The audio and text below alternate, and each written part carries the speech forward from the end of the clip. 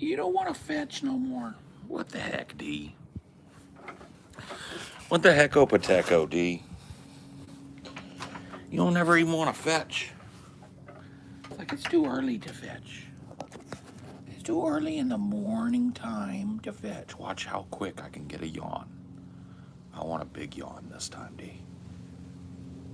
Maybe even a squeaky one. Gotta get booty scritches. And then you gotta like tickle it up the back. Get in here. Come on. We're gonna do it. The chest can stimulate a yawn. Get in there. The thing is, he just did one, so that might be why it's harder. Give me the yawn. He can do it. He wants to do it. Okay, no yawn. He just did one. He did, I know. I caught him right after one. I thought I could trigger a back-to-back yawn situation, but it's just not gonna happen.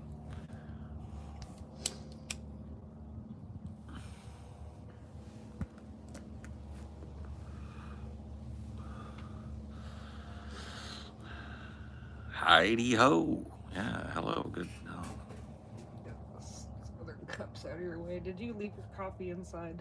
Did I? You did. I think I did. I'm sorry. Making some burgers on the barbecue tonight. What toppings would you recommend I try? Bro, sweat out some jalapenos on the barbecue. I'm dead ass serious, bro. Take some jalapenos. If you got like the top rack barbecue, put them like in indirect heat and just let them things sweat out. Then when they're cooked, you'll notice they're charred on the outside. You can cut them lengthwise and get rid of the seeds if you don't like those, if you're a pussy. And then just lay that on the burger, bro. Like a roasted jalapeno is a great burger topping, and nobody ever does it. And it's so easy to do when you're barbecuing because you can just throw 2, 3, 4, 5 jalapenos on the grill in low heat, kind of off in the corner, and flip them. You know, just like pay attention to them. Don't let them turn to mush and burn, but like they can sit there the whole time you're cooking. And then when you're done, you pull them off. You cut the stems off of them, open them up so that nobody burns their mouth because there'll be little steam bombs in there. And then you can just like kind of cut them and fold them open, and you can just lay that on your hamburger. And it's like, it's one of my favorite things to put on a burger. But it only really works if you've got a grill. Like oven roasting them takes too long and they come out different. Like it sweats them too hard. Like the grill, that kind of direct and indirect heat and the length just sitting there kind of getting scorched on the outside and mushy and heated up and cooked through on the end. It just, that's a killer topping, bro. What's written on your mug? On one side, it's a picture of me and Cricket sitting together by the mountains, and then it says here, it says, Dad, no matter what life throws at you, at least you don't have ugly children.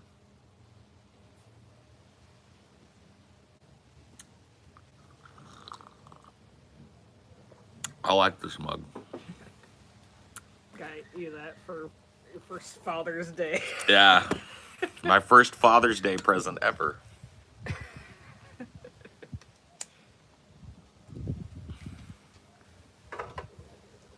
my little thing. I can't resist stupid little mugs like that sometimes. I love them.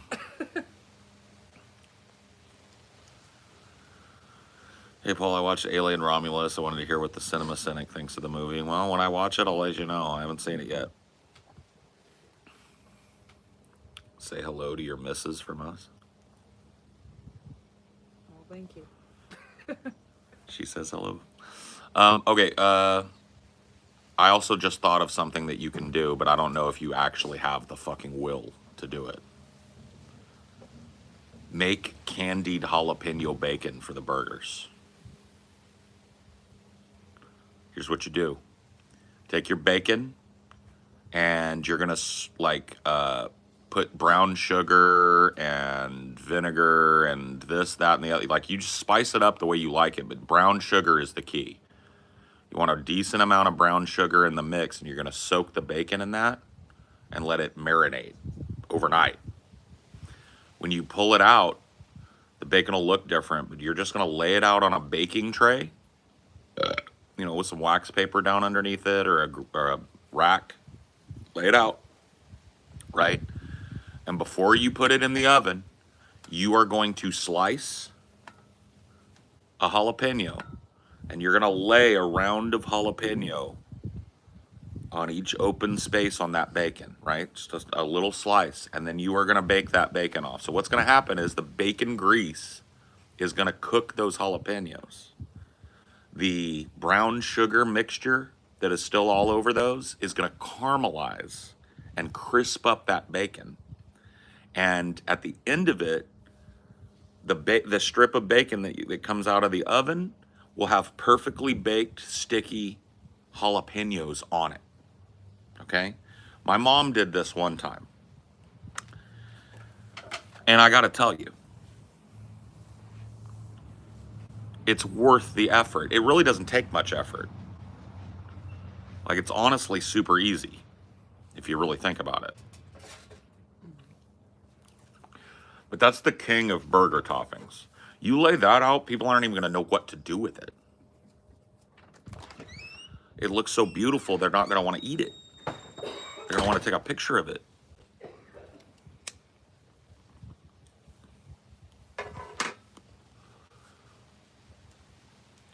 Nah, I tried a couple substitute cheeses and they just ain't for me. But in that search, I tried oat milk because I was trying all dairy, you know, like can I get rid of the dairy aspect of my shit? Cheeses are pretty whack so far. I mean, I might try one more brand. I think there's a brand that I haven't tried, but I don't expect much. But in that process of looking for different dairy, I found oat milk. And so, like, yeah, I don't drink normal milk anymore. I drink oat milk. But that's fine. Boss Watch, what's the brand? This is a Xeric Soloscope 2. You can go look it up. I don't want to bore people out of here with watch nonsense. People don't like the watch talk. Or some people don't.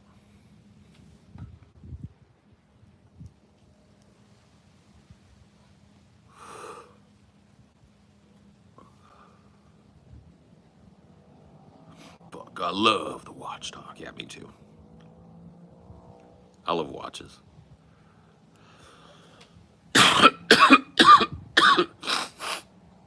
Jesus.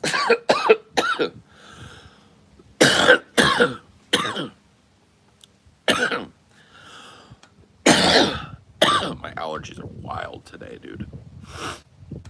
Oh.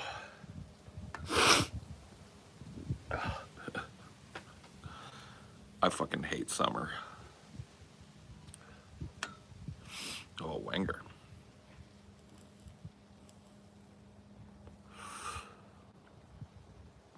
Hello, Paul. Hello, Julien Bichera.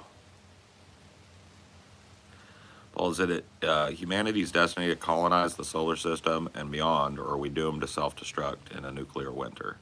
I don't know if we'll even get the nuclear winter part of it, most of us anyway.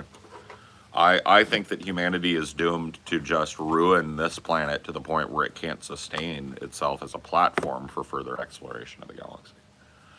Yeah, I think human beings, you know, time is numbered.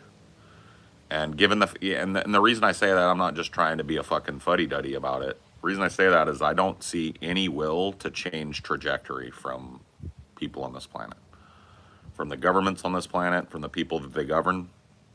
I just don't really see the will to make radical change on this planet like needs to happen. Like, I hate to bring it up because I don't want to go spinning out into the doom spiral, right? But like, there is shit that needs to have happened 20 years ago that still hasn't happened.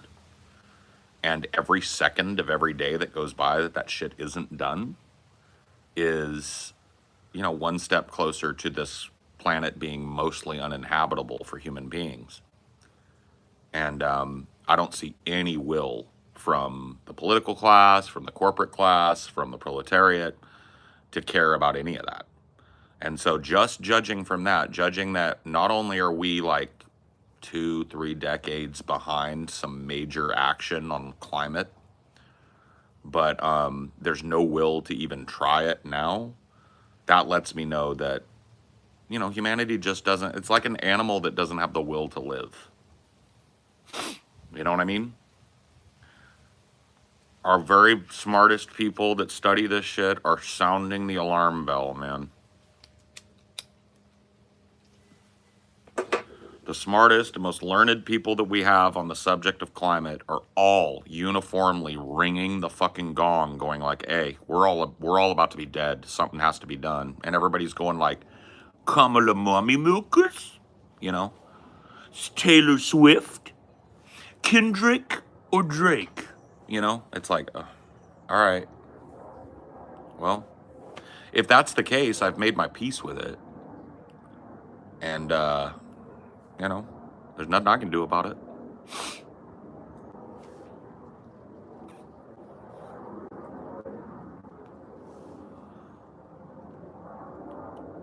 We will all suffer together when the time legitimately shows the end. Oh yeah, and everybody, like, I hope I don't see it because it's gonna be horrible. But here will be the most frustrating part is when it starts to collapse, there will be an immediate shift of interest towards it. And people will start screaming, why didn't we do anything? That'll be the greatest part. That'll be the juicy part for those of you that are misanthropes. When people get desperate and see the collapse happening and go, oh, how did this happen and why didn't anyone do anything? When all they did was sit around on their fucking duffs and cheerlead the people that were ruining the planet. It'll happen, but it'll be too late, you know?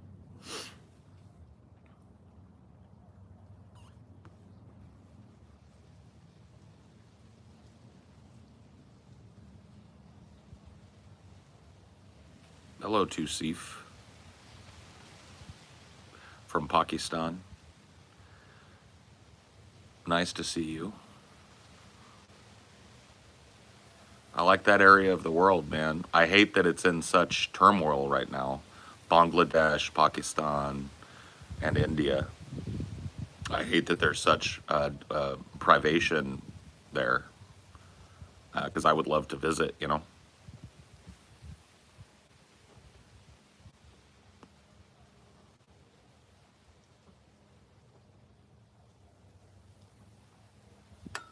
DNC was fire. Okay, kid.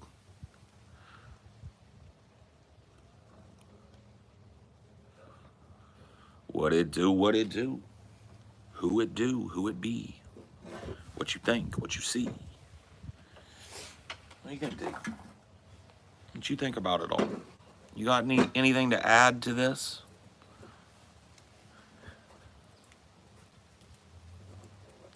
Yeah, I didn't think so. Got any plans for the weekend? Yeah, dude. I'm going to my mom's house tomorrow just to hang out a little bit. We're bringing a pizza so we can bake up a pizza and just kind of like hang out and enjoy the outdoors because it's going to be beautiful. It's going to be 83 degrees high here today. That's like unheard of. It's unthinkable. Especially in August. It's like, what? August 23rd, and it's going to be 83 today and 83 tomorrow. So I'm like, I'm not going to be cooped up indoors, man. Like today, I kind of have to be because I've got a big fucking show, and those usually go 6 hours. So, you know, I'm going to miss out on part of this beautiful day today, but not tomorrow. Tomorrow, we're doing it. Mappa Perfys.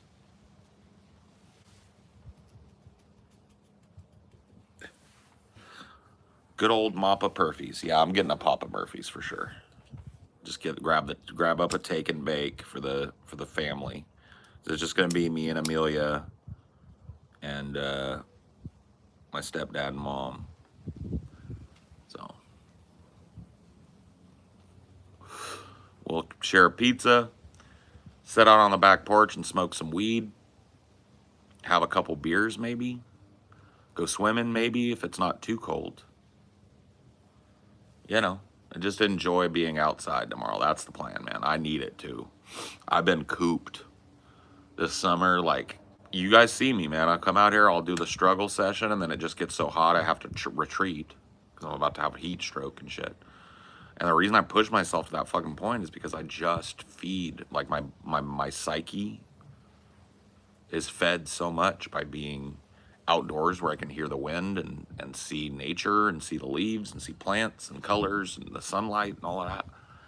Like, my whole being is fed on a fundamental level by that. And when I'm forced to retreat indoors and just like hover over a computer all day, it just fucks me.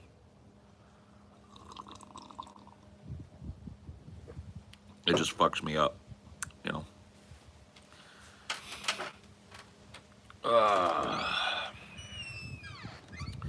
What do you think about the myth, Paul, that there's more crime during the full moon?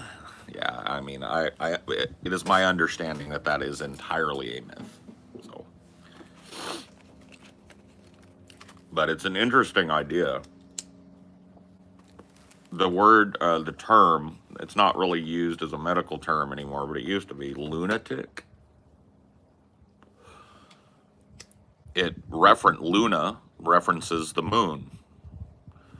So it was a belief that the phases of the moon had a psychological effect on the populace, and that during the full moon, so-called lunatics would be stimulated to commit property crime and personal assault and all of this, right? You know what I think really started it? What? When there just wasn't as much artificial light, it was just plain brighter when the full moon was out, so criminals were just seen more. Maybe. More. Maybe, yeah.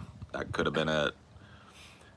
If you think about it from a folklore standpoint, the lunatic is directly connected in a folklore sense to the werewolf, right? The werewolf, by mythology, right, is a person who is infected or cursed, and when the moon is full, they are transformed into a beast, and they lose control over their reasoning faculties, and they are reduced to a beast of base instinct. And, you know, this shows you how long-standing the belief that the moon influenced people's psyches. In fact, the term psyche comes from, if I'm not mistaken, the Greek goddess Psyche, who was a moon goddess. So the very terminology that we use to discuss the human psyche is terminology that was used to discuss the human psyche in reference to the moon.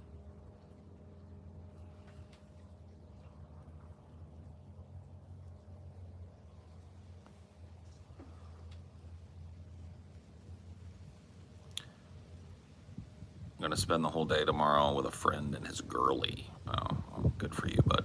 I've definitely done studies on it, trying to figure it out. Oh yeah. And there are people that still believe it, like cops. I think it's common amongst cops to say that like full moon nights are crazy because the weirdos come out in the full moon, right? It's just like it's something that has stuck with us, and I think it's because, just going all the way back to even pre-humans, right? We've probably had such an amazing spiritual relationship with the moon, right? It's this giant eye of light at night that stares down on us, right? Before we understood the principles of stellar motion and all of that, and what our position in the galaxy was, and even that there was a galaxy, you got to imagine that that big thing coming out full and huge at night had to portend things to these animals, these pre-human beings, right?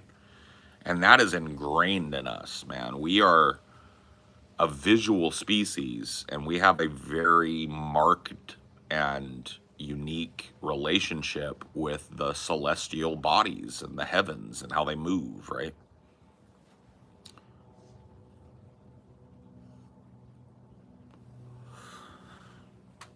And so, you know, like I get where people get the idea that like, oh, the full moon brings portent. The full moon brings uncertainty or fear, you know. If you look at some of the earlier religions and stuff, the moon is described in those religions as a great eye because it was visible and people could look at it. And when it was full, it hung like a great eye in the sky. Imagine not knowing what that is, right? You look up and you go, oh, damn, the moon is beautiful tonight. You appreciate it for what it is because you know it's this celestial body trapped in a tidally locked orbit with our planet. And you get why the phases of the moon happen, right? The shadow of the earth is being cast on the moon between the moon and the sun, right? Think about if you were just living in a small village of hunter-gatherers and that big fucking thing is hanging over you at night and you have no fucking clue what it is, what it means. We're pattern-seeking animals, and so it is completely and utterly predictable that we, in our ignorance, looking up at the moon, would ascribe personality to it. We would ascribe portent and mysticism to it. And this is before human beings. This is something that's older than our species. The species of animals and apes, ape-like creatures that led up to us, revered this moon.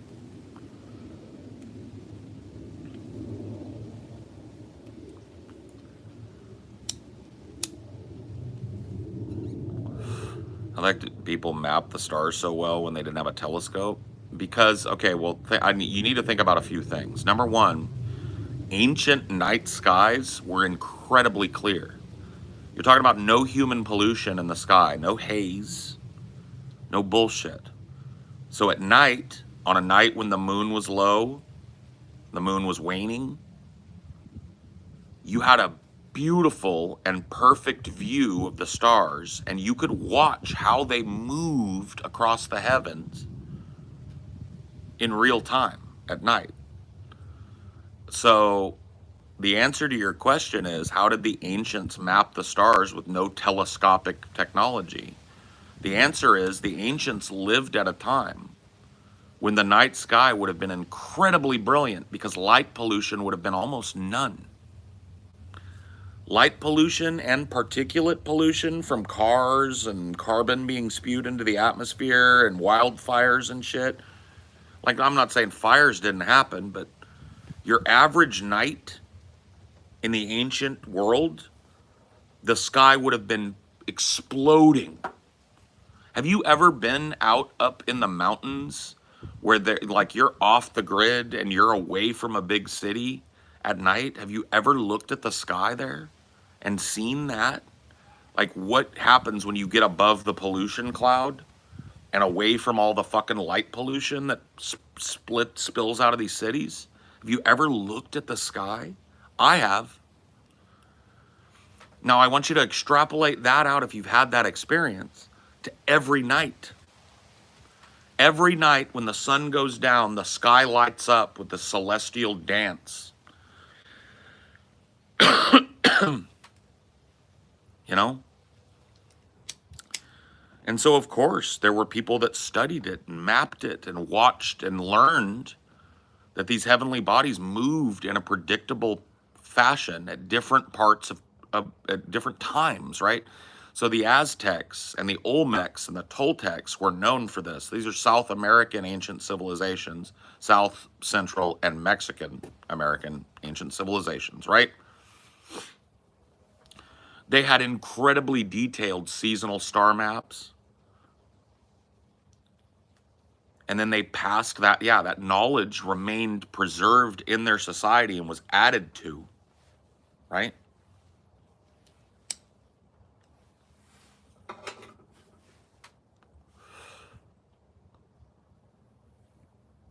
What's this old head stream about? We're just talking, man. We just talk. I smoke weed and we talk about whatever. Right now, we're talking about like ancient civilizations and the relationship that they had with heavenly bodies, celestial bodies, the sun, the moon, the stars, right?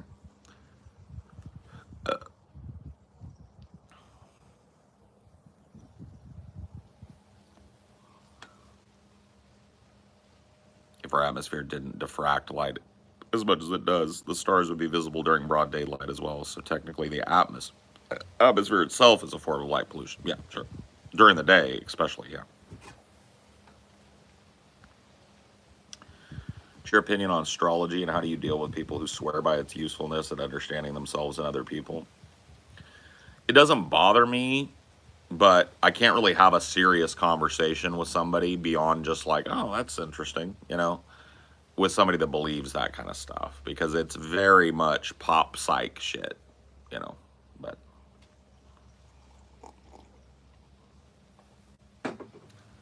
well, the Celts had to be obsessed with the heavenly bodies because the Celts were, among other things, incredible navigators of the ocean at a time when ocean navigation was a nascent technology. They were out there doing it.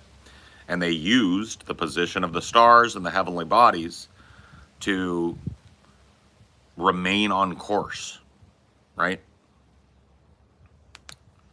Well, astrology, see, I've talked about, I don't want to get super deep into the astrology question, but I learned and have practiced, and I'm very good at palmistry and tarot.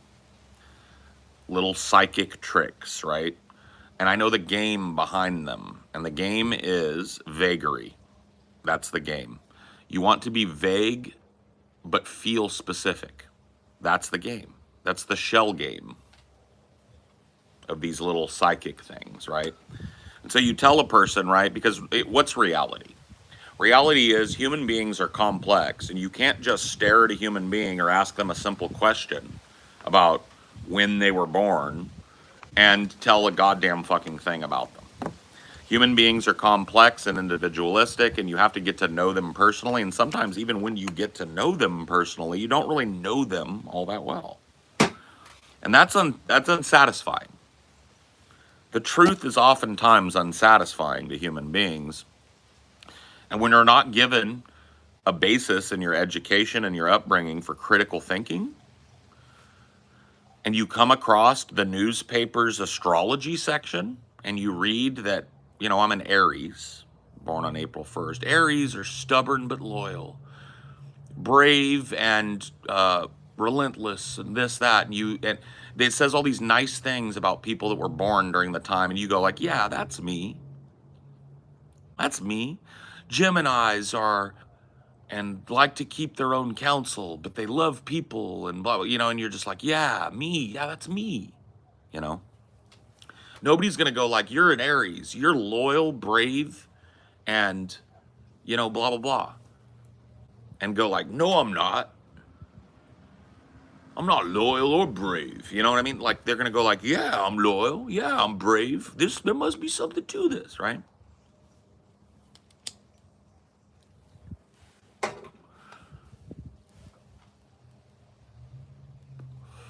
You should look into, there's like a really interesting kind of like period in time in the like early 1900s and the late 1800s. Spiritualism was a huge thing in America.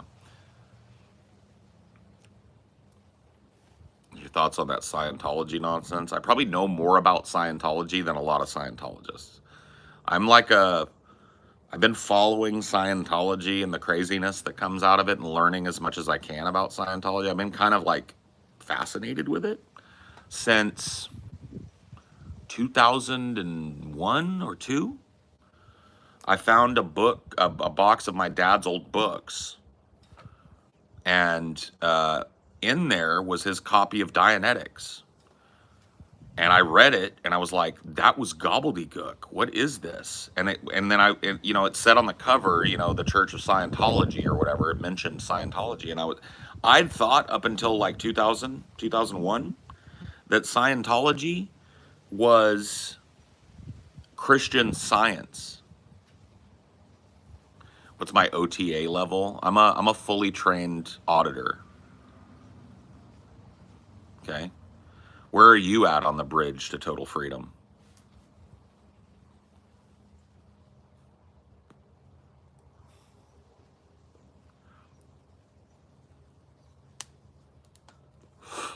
OT8, baby.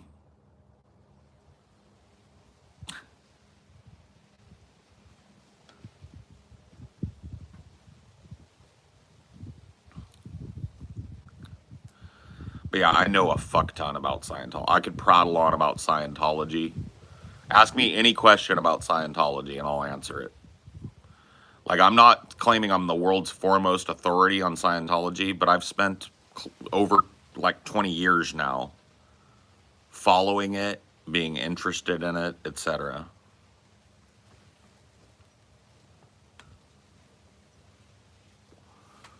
Yeah, being a teacher is hard, and teachers that stick it out despite it being low pay and low thanks are, pretty close to heroes in my book.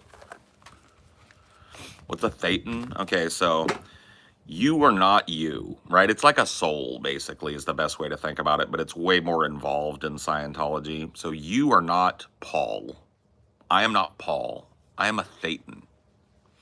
A thetan is a spirit that is inhabiting the Paul body right now, but is separate from the meat body. They call it MEST body. MEST. It's an acronym for matter, energy, space, and time. It's meant to be all-inclusive of the natural world, right?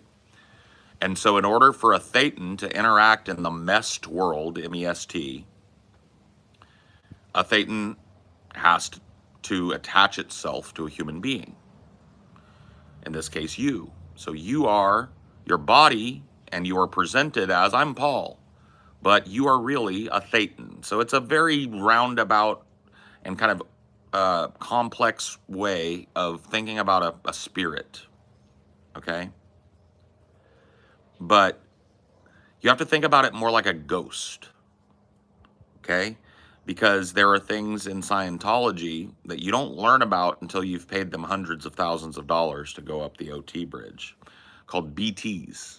Have you guys ever heard that term? Probably not. BTs are body thetans. These are other spirits, other thetans, many of whom were created by a guy named Xenu, who came to the planet Earth during the Galactic Federation 1 trillion years ago and decided he needed to reduce the population of Earth. And so, reduce the population of his quadrant of the galaxy, not just Earth. So he used this preparation of alcohol and glycol to freeze the thetans, to trap them, to freeze the spirits.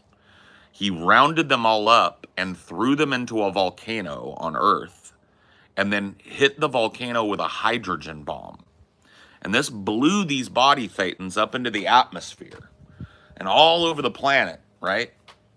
Before he blew them up, Xenu literally strapped them into like a movie theater and made them watch this indoctrination, psychological manipulation video about Jesus, about all this like historical stuff that they wanted these BTs to believe, right? And then these BTs are blown up and blown all over the planet. And when your thetan is around, these BTs may be drawn to it, and you get these other spirits stuck to your body, right?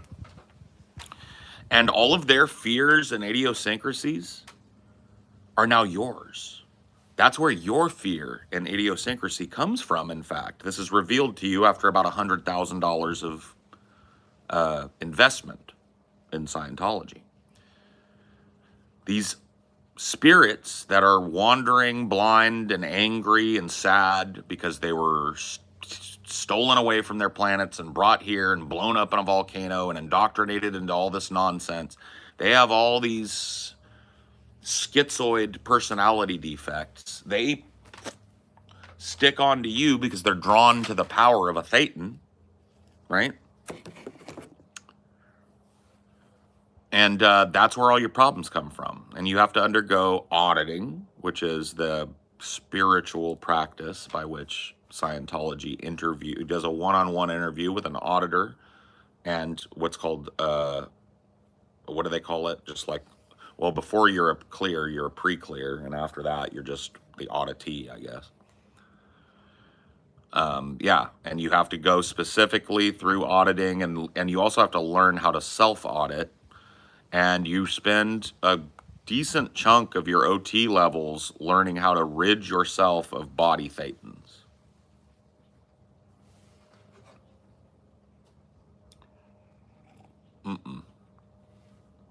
I can't hang with Hubbard's writing. I don't know if you've ever tried to read something by Hubbard.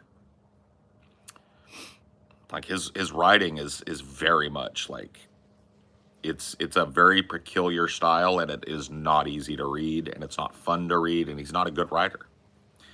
He's a pulp writer, dude. It's garbage writing. Like, but Hubbard is wild, man. Like his history, his life, even like, okay, so you look at the Church of Scientology, and they've concocted this fucking fantastical tale about Hubbard's life. He was a child prodigy, and he was raised on a ranch in Montana, and he rode with Indians and bandits and learned how to live off the land. And then as soon as he was a teenager, he traveled to Mongolia and traveled around with bandits in Mongolia. And, you know, he's got this incredible life story, right? And not a single stitch of it is true. The truth is just sad. He's a poor kid. He had mental problems. He went into the Marines or the Navy. I think it was the Navy. He went in the Navy just prior to World War II. He had a fraught naval history that kind of culminated in him wasting about 10,000 depth charges or something off of his ship, bombing a magnetic deposit off the coast of California. He also was involved in an incident where he accidentally shelled a Mexican island, thinking it was a submarine. And so he was relieved of duty. During that time, he begged the Naval Medical Board for help with his mental problems and was denied help. He was discharged from the Army because of his mental problems. He took up with, after the Army, he took up with a woman named Sarah Northrop, who was involved with a guy named Jack Parsons. Jack Parsons was a guy, he was just like more of a rich guy, I guess not rich, a well-to-do guy, who was into like mysticism and shit. And one of the mystics that he followed was a guy named Anton LaVey, who you may have heard that name. Anton LaVey, founder of LaVeyan Satanism. And Jack Parsons, Anton LaVey, Sarah Northrop, and L. Ron Hubbard used to do what they called sex magic rituals, where all of them would have sex with Sarah Northrop and try in a ritualistic manner, trying to give birth to the Antichrist. And it was during his time talking to Jack Parsons and LaVey that Hubbard, who was at this point, working as a pulp fiction writer, he was writing shitty, low-quality, one-penny, short cowboy novels and short sci-fi novels. And it was just meant so that bored people had something cheap as shit, and they're called pulp because the paper that they used was recycled pulp paper. It was the cheapest paper you could get. And, the little thin book cost a penny.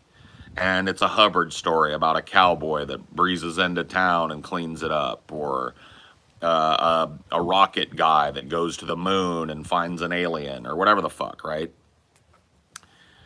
And so he's working as that, and he starts working with Jack Parsons on the ideas that would become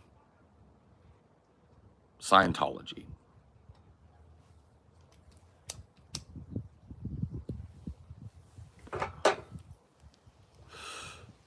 It was during this time that he was quoted as saying, the real way to get rich is to found a religion, right? And then all of a sudden, this pulp writer starts hobnobbing with powerful people in LA, like not necessarily the most powerful people, but we're talking about people in the medical industry, intellectuals, philosophers, religious scholars, etc., right, in LA. And he drums up interest in this work that he's writing that he claims to be a revolutionary psychological work on the human mind called Dianetics. And he releases this to acclaim. It's a pop psychology novel, and it's an early example of kind of pop psychology, modern pop psychology. And so it was a pretty popular book. And it is filled with absolute gobbledygook. So here are the main premises of Dianetics, so I can save you the pain of reading it. I've read it. The idea that you spend Dianetics learning is that the human mind is separated into two distinct modes. It is the analytical mind.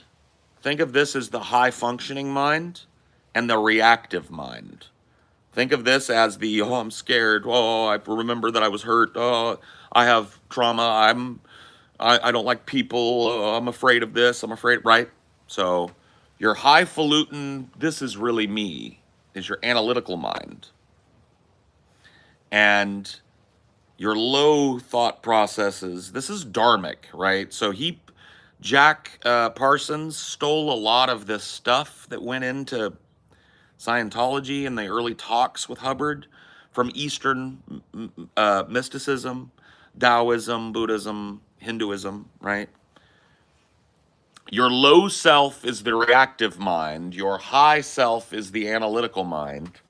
And the idea that you're introduced to in Dianetics is that if you learn to destimulate the reactive mind, that you can in effect use the analytical mind as a tool to, quote, clear your reactive mind. And this is terminology he used because it was nascent computer technology in the late 50s. Clear meant to wipe clean the memory of a very early tape reel computer. He used that terminology that he learned hobnobbing with these tech guys and intellectuals in LA, and came up with this mumbo jumbo about the mind working like this computer. Right? So I just saved you fucking hours and hours of reading Dianetics, because that's what it is. Dianetics, the modern science of mental health, introduces you to the idea that all your problems happen because of past traumas that were not dealt with, that now live in this bank, as he calls it, in your reactive mind. And when your bank is re-stimulated, that's more Hubbard terminology. Don't try and make it make sense. When your bank is re-stimulated, then that is when you have these outward expressions of illness. Okay? So all illness comes from this reactive mind. It's bullshit. It's mumbo jumbo. And even back in the 50s and 60s, psychologists roundly dismissed it as hokum. But it was a popular self-help book.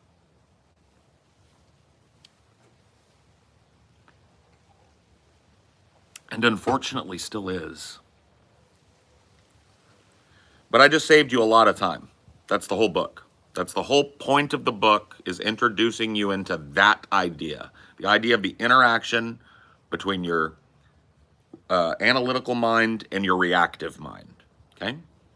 And the whole idea of Dianetics, and thus Scientology, Dianetics would become the Church of Scientology, is to audit your bank, audit the bank of bad things that have happened to you in your life, and clear your reactive mind of those things by going over them over and over again. So it's proto-Freudian psychotherapy.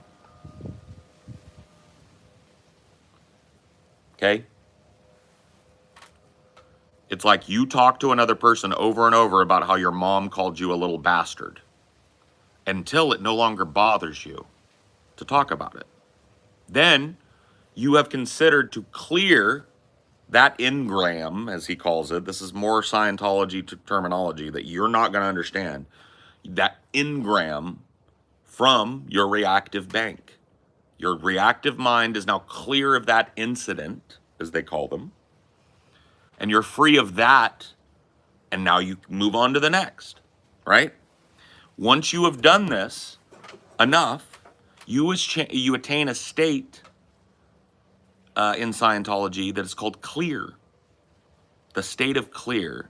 And you get a big ceremony and a big certificate, and you stand in front of your local group of Scientologists, and they all dress up for you, and they applaud you, and you stand up and you attest to the state of clear. That's what that's called. That's step one in becoming a Scientologist. It's the first big hump you get over in Scientology. It used to be all of Scientology.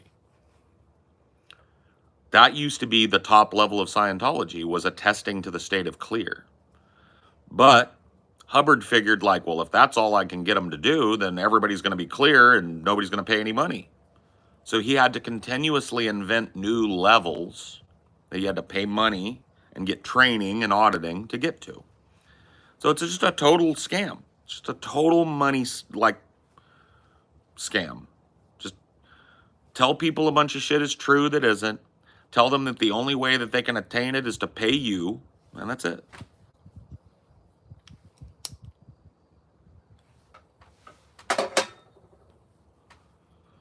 Sounds like PSH's character in The Master. Yeah, no, that movie, because you have to be very careful if you're going to make any kind of media about the Church of Scientology, but that movie was explicitly about Scientology. The Master.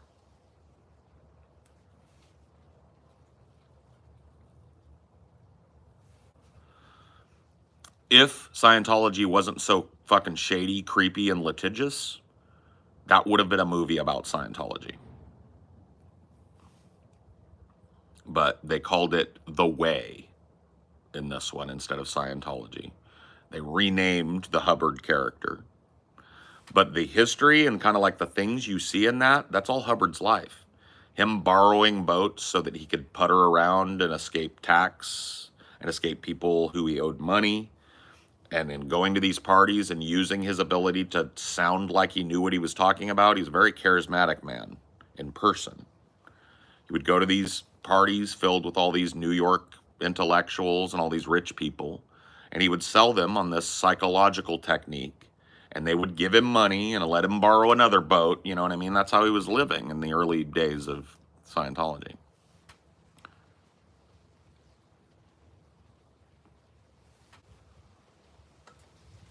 The Church of Scientology has also been responsible for the largest infiltration of the U.S. government. Yep.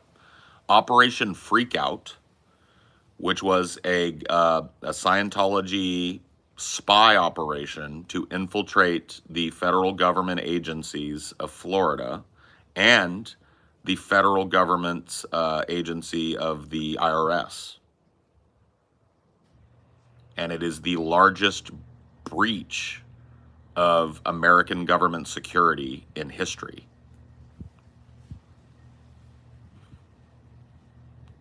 A lot of people don't know that. Part of Hubbard's charisma was his ability to speak gibberish and put you to sleep. No. I mean, kind of, yeah, but you have to listen to a lot. I've listened to a lot of Hubbard's lectures and shit. You have to listen to him for a while to get what the charisma was. But he was a very charismatic guy. Very persuasive, you know? And he knew how to leverage people's goodwill. He knew how to bleed people out of their money, how to appeal to the better angels of their nature, or whatever you'd call it, you know? He was a skilled manipulator and a skilled scammer.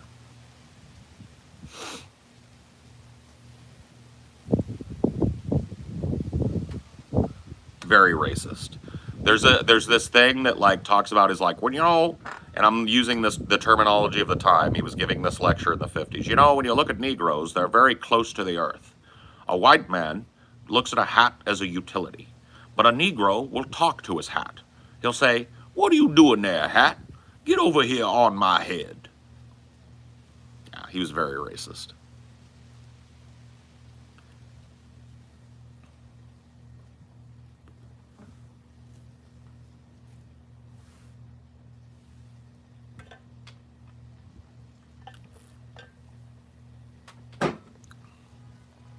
Like I said, dude, I'm just scratching the surface. That was one question somebody asked me about Scientology, and I just spun out for fucking 20 minutes. I know a lot. They had another operation called Snow White. Yeah, there's a bunch of times that they have done. They've broken the law. Spy on people, all that shit. Yeah, you can go find that quote from him. There's all kinds of crazy shit.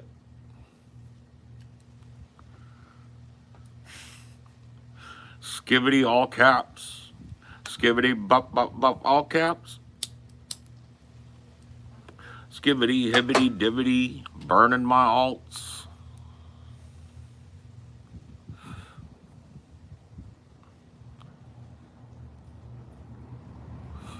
How big is Tom Cruise's influence in their church? The only bigger influence in the church is David Miscavige, who's the current COB of RTC. That's he's called. Chairman of the board of the Religious Technology Center, the Church of Scientology.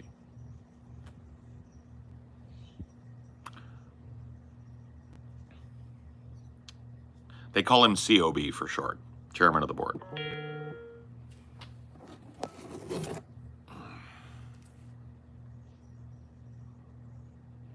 Scotty is feeling sick and won't be doing the show tonight.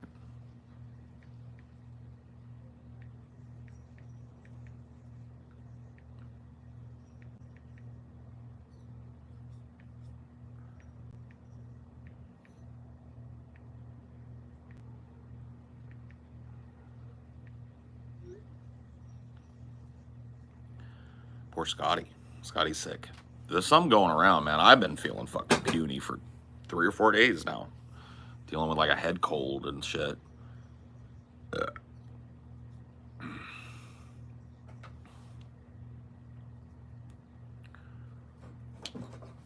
Scotty, no. Scotty, no. Scotty, no. Scotty, no.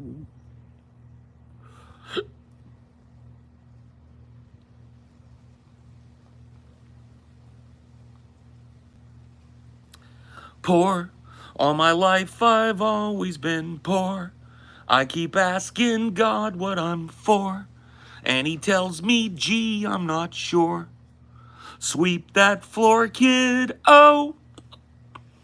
I was born an orphan, a child of the streets, here on Skid Row. He took me and gave me shelter, a bed, crust of bread and a job. Treats me like dirt, calls me a slob, which I am. So I live downtown. That's your home address. You live downtown. When your life's a mess, you live downtown. Where depression's just status quo. It's pretty high. down on Skid Row.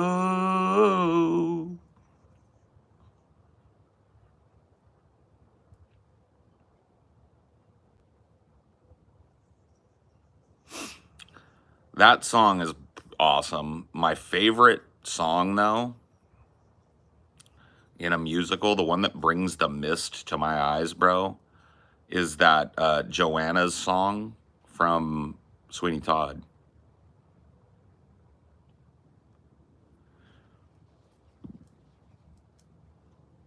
It's so pretty. That song is so beautiful. I just can't sing it, I don't think. I feel you, Joanna. I feel you. Do they think that walls can hide you? Even now I'm at your window. I am in the dark beside you, Joanna. I'll steal you, Joanna. I'll steal you. Ooh.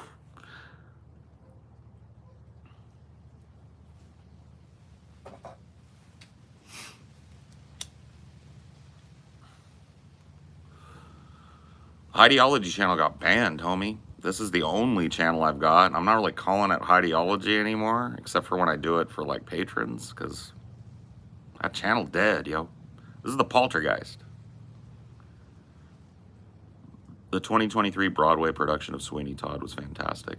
Yeah, it's great. Greenfinch, mockingbird, nightingale, linnet bird, listen to them sing.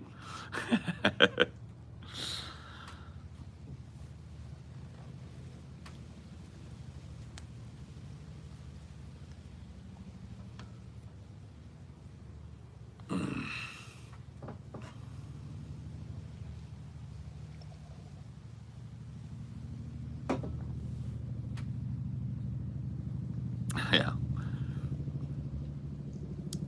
Did it get banned because of the Xanax monkey incident? No, that's actually on this channel. You can find that video of that here. This was my old, like, whoops, I got fucking suspended channel. And now it's my main channel. You came out of nowhere as I was going through shorts. That's what I'm talking about, dude. These YouTube short live streams are like a cheat code, man. I keep telling people that. You're trying to build a channel, you need to do these. People will, like... my channel is algorithmically dead, but this is not.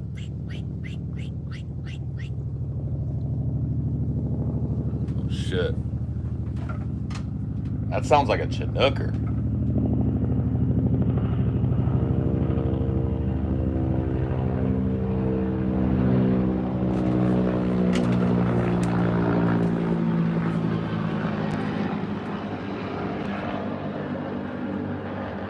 No. It's the Huey. That was a Huey.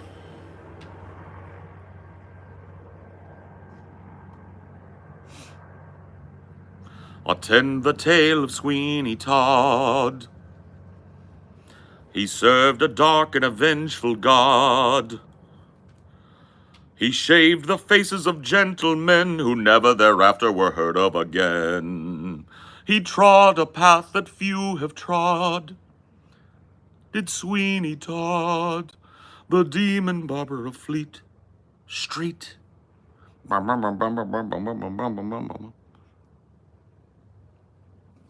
His needs were few, his room was bare. Such a great fucking show, dude. I love Sweeney.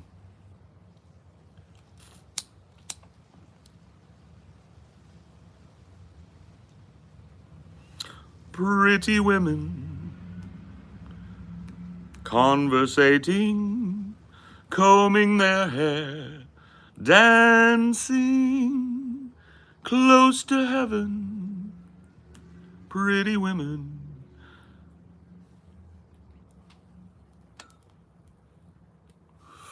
You randomly popped up. Refreshing. Cool. Yeah, we just chill here, man.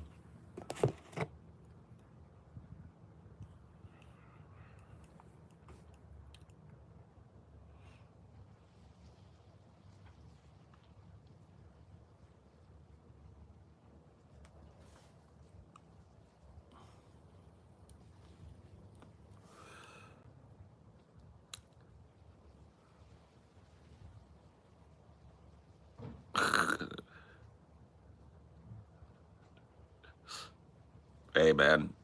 Sorry you didn't like the movie, bro. It's not for everybody, I guess. Hey, do whatever you feel you got to do, metal mechanic. You're the wrench, not me. I don't blame you. I want to too, though. Yeah, I agree. That was a dumbass fucking comment, bro.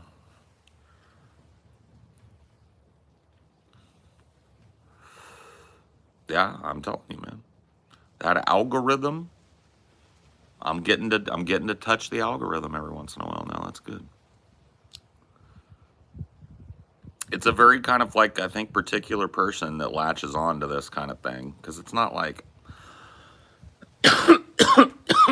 excuse me. I'm not trying to overstimulate you. I'm not screaming, I'm not try-harding. I'm just talking, you know, and a lot of people, they need more like skibbity shit going on. Like, this should be a split screen. I should be playing Fortnite on the bottom one and yelling at my chat. That's what you're looking for. You're never going to land on my shit and stay. But there are some people out there that don't know what they're looking for, and they just kind of find this, and they're like, oh, this is kind of cool. This guy's voice is nice, and, you know, he's talking about, I don't even know what he's talking about, but whatever. Like, I think that's who gets scooped into this. Is people don't do this kind of stuff very much anymore, you know. Just like, I don't have a topic, I don't got an agenda, I really don't care what we talk about as long as it's interesting and fun and funny or whatever. We're chilling. Closer look at the watch. Yeah, okay. It's kind of hard to show off because, well, this is it upside down. How's that? You can look at it upside down. Yeah, there's the Xeric. You can go look it up online. It's a Xeric Soloscope too. You'll get better angles on it then. But yeah, I love this watch. It's a fantastic watch.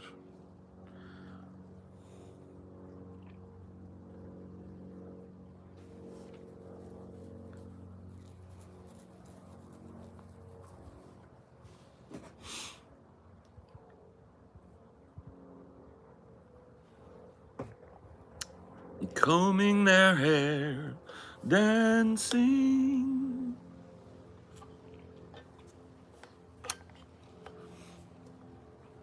Raging on Roblox, bro. Dude, are there there's grown ass people starting to play Roblox, and that kind of bothers me, dude. What's your favorite animal? A capybara.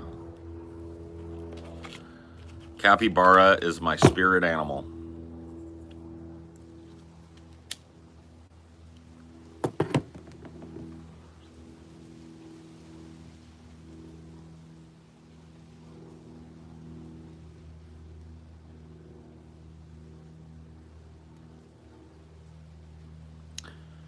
What I need is a Seki oak.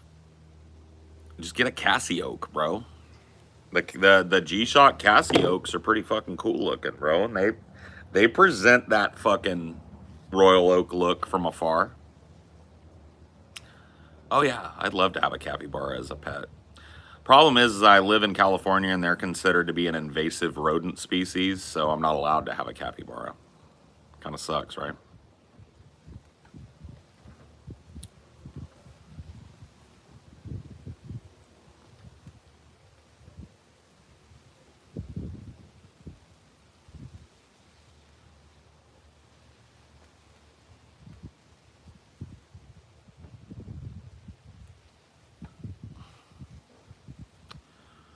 Only cool thing on Roblox that I would try is the Halo imitation.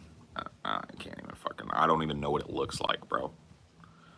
I know that it exists because people mention it, but I wouldn't even fucking dream of installing it, let alone playing it. How cold do the winters get in the spot you're moving to? Pretty cold. Yeah, it's right at the base of the mountains and at the edge of the sea. So it's gonna be pretty cold, man. It can snow there. Not it's not like routinely snowing there, but it can snow.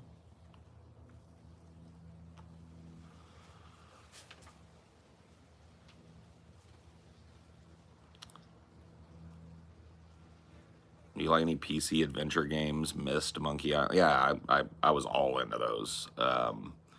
There's one called, I think, Quest for Glory.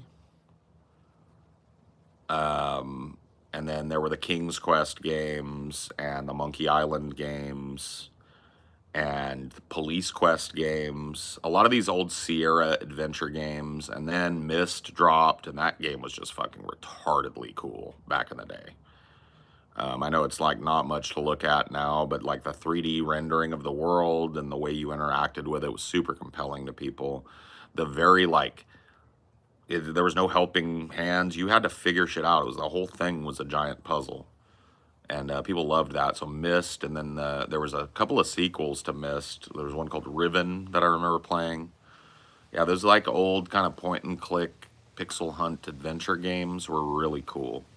There's another one I remember playing back in the day called Beneath a Steel Sky. It was like a cyberpunky kind of robot one, like a far future one. It was neat. There was a ton of those like adventure games.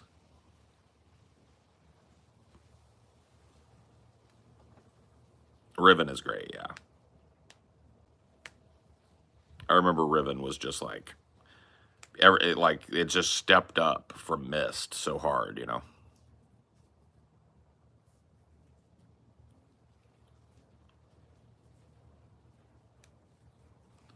Don't close the door. Don't close the door to my heart. FMV games were tight, bro. Don't hate, bro. Don't hate. Participate. You gotta understand, bro. FMV games, tight. Sewer Shark. This is the best one that was ever made, bro. I defy you to play that game and to hate it. That game was so badass. Nobody ever talks about it either. Nobody ever talks about Sewer Shark. FMV game on the Sega CD in the fucking mid-90s. The game was...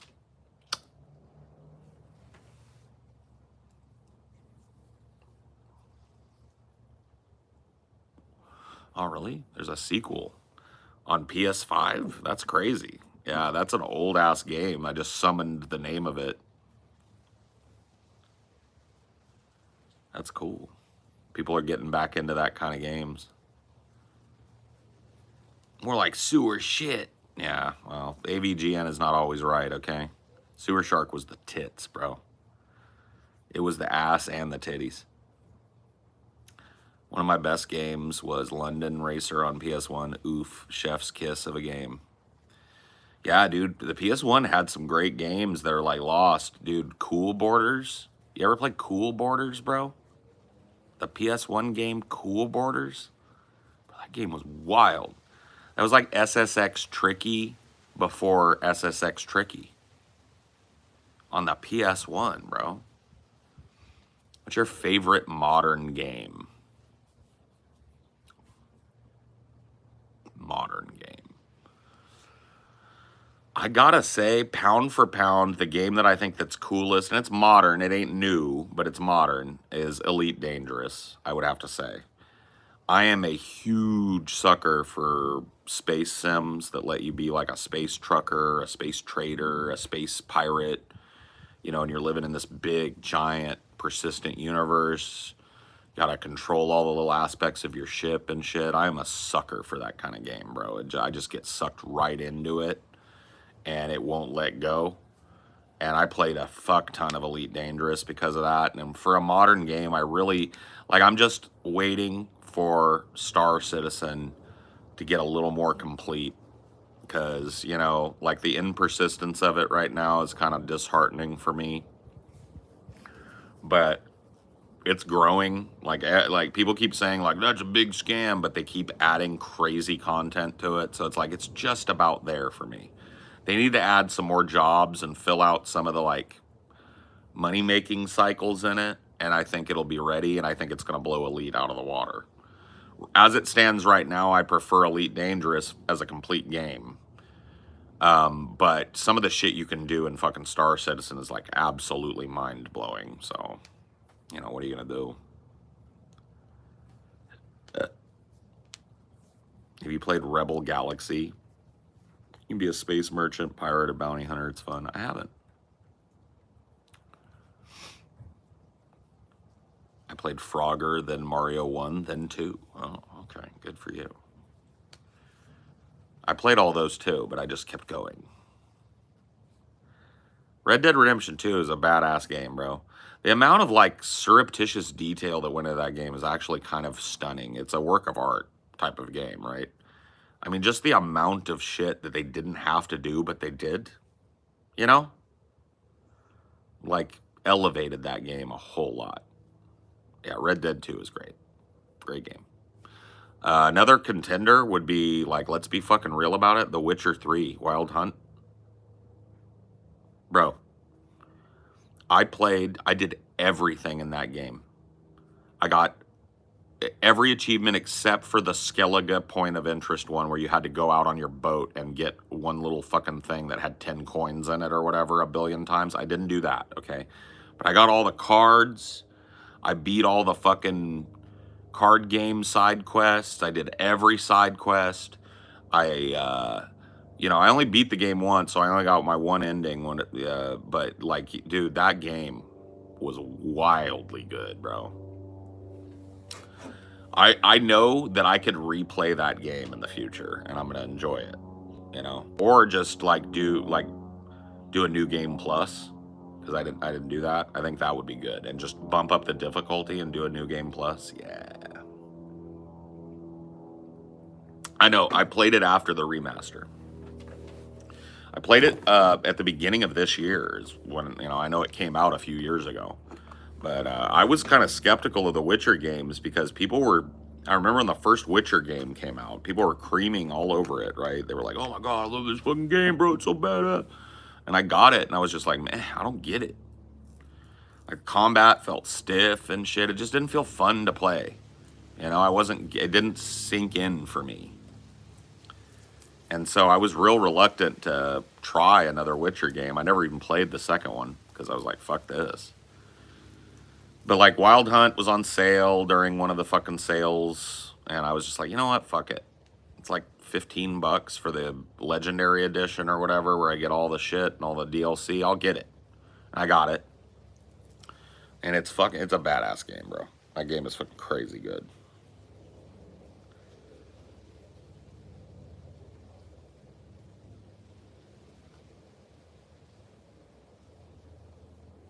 Yeah, see, you're one of the few people that can claim to have more experience than I do with these old, you know, 80s esoteric computing and fucking, because I have a lot of experience with those. My dad was like an amateur programmer.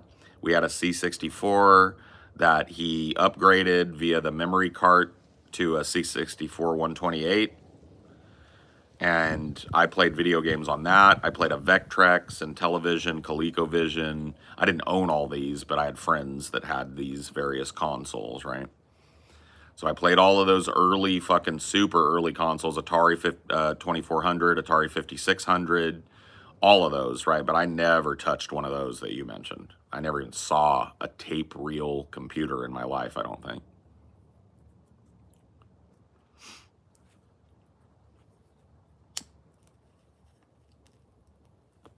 So I bow down to you. Oh yeah, dude, my dad wrote a game for the C64. It was a ripoff of Missile Command, but he created all the assets for it and all the little fucking bleep bloop noises and shit. It's just like a passion project of his.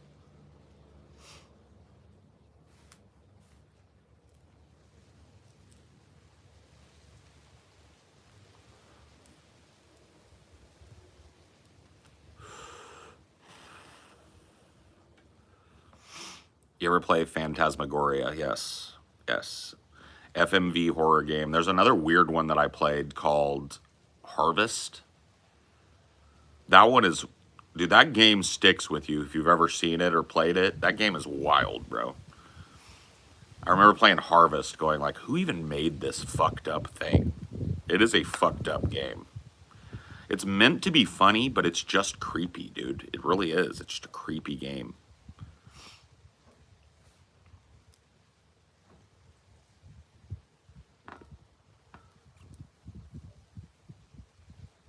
That's cool. Yeah, you're a programmer, dude. I can't do any of that. I learned basic like HTML, hypertext markup language. I learned that in the early 90s, which allowed me to do some fun stuff before they locked out HTML posting and message boards and chat rooms and shit.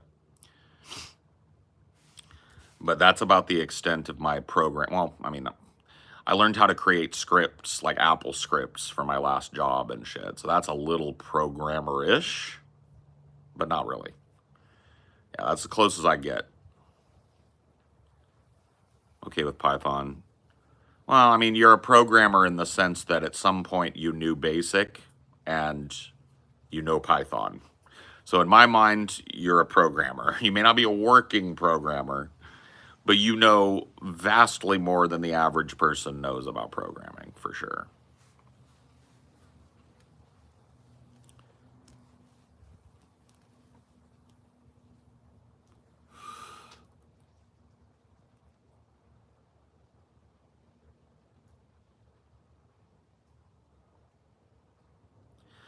Dude, you're missing out if you don't fucking play some C. And dude, there's a browser-based C64 emulator that you can use that just works perfectly. Has joystick compatibility. There's a number of games that you're totally missing out on. I'll name you a bunch. I'll name you a few. My favorite C64 game is a game called Aztec Challenge. Play it. I'm not even going to talk anymore about it. It's great.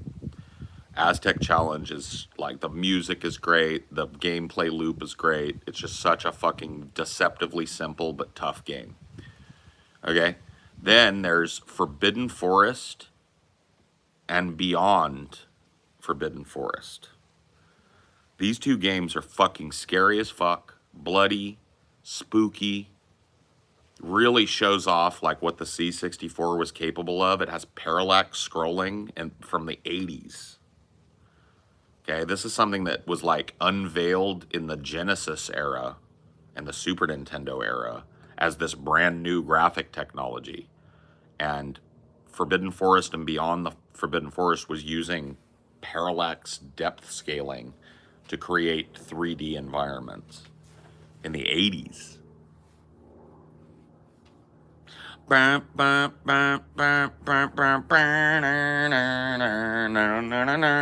Dude, I'm gonna find that.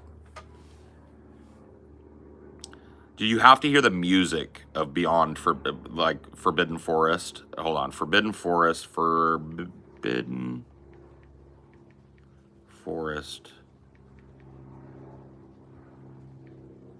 C64 music. You guys gotta hear this shit, dude. This is like music to my ears, bro.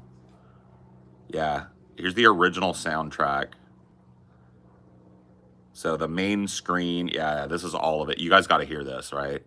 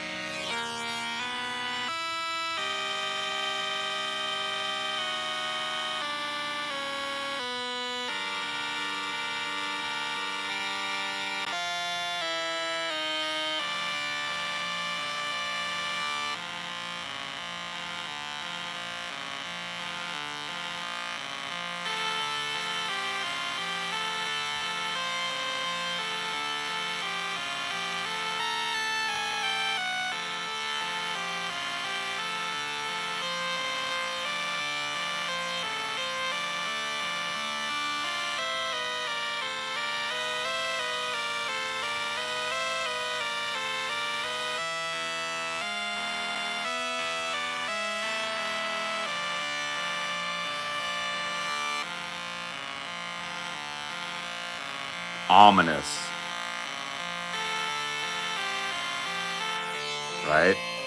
So that's the intro music. Here's the spider music. Boss theme.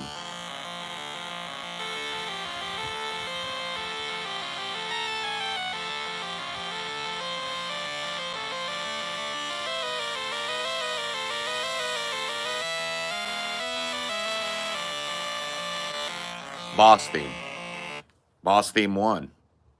Here's the victory dance. So when you beat a boss, this is your reward.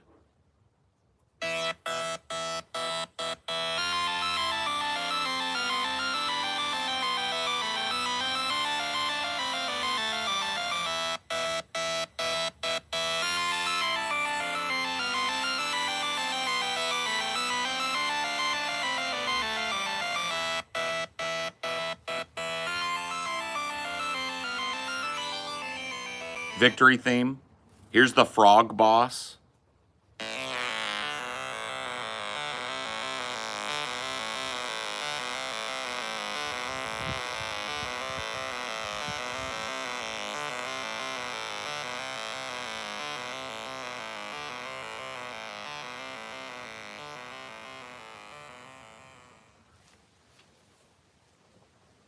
Here's the dragon boss.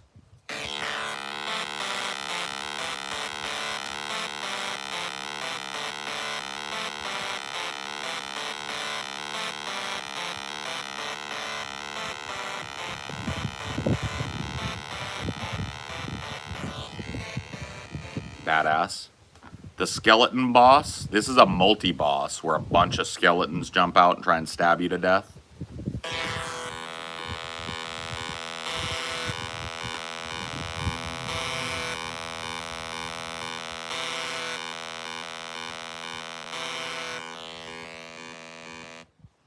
Here's the Hydra boss theme. Industrial as fuck.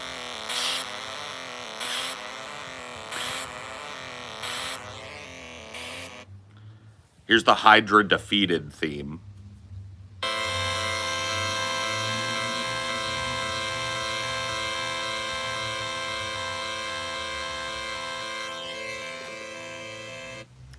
The Demogorgon is the end boss.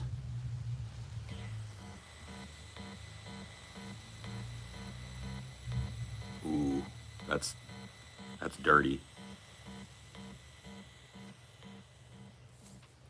It's just that fucking ominous beat. Here's what happens when you die. This is the getting caught music.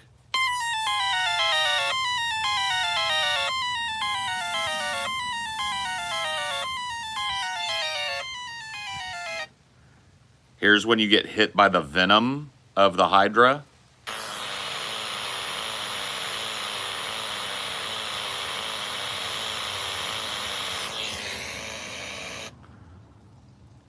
The restart. This is the game over screen.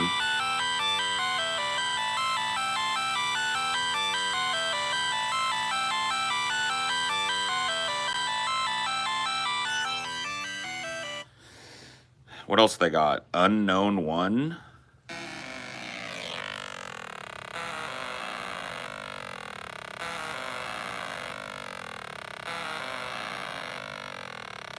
Dude, that's crazy, bro. Unknown 2.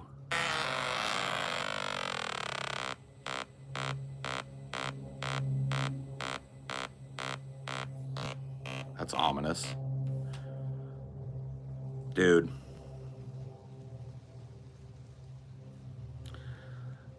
I'll be honest with you, the one I said that I liked better than this, Aztec Challenge, has awesome music too. The theme of it is Aztec Challenge.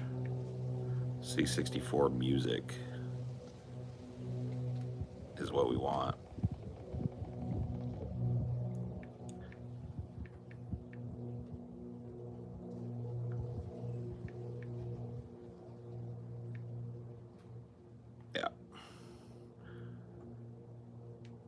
Yeah, the Aztec Challenge main theme, which is an evolving theme. It's one song throughout the game, and it just builds on itself as you go through the game. And I loved this music, bro. All right.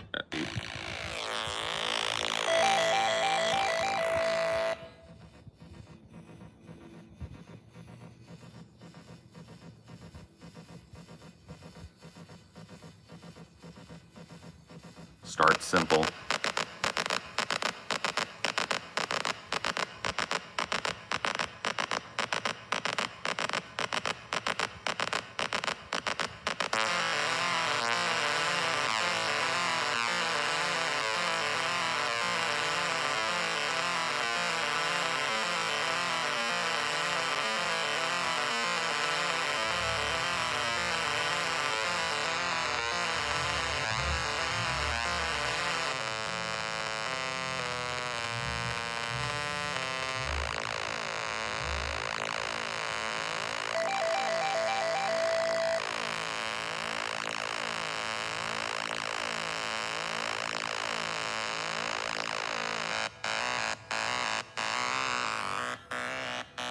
Hey, hey, hey, hey, hey, hey, hey, hey, hey, hey.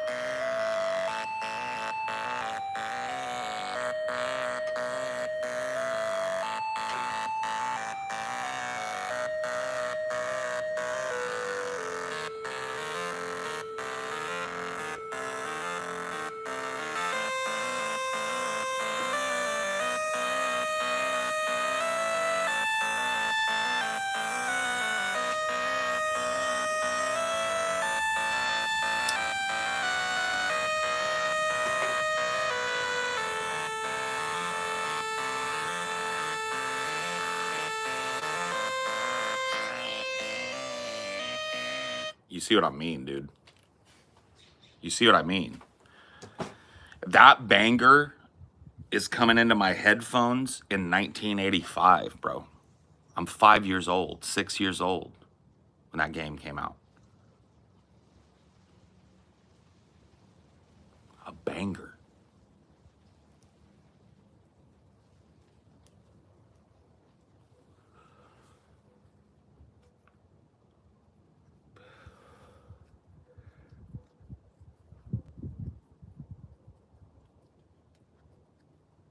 Mischief Makers. I've never heard of it.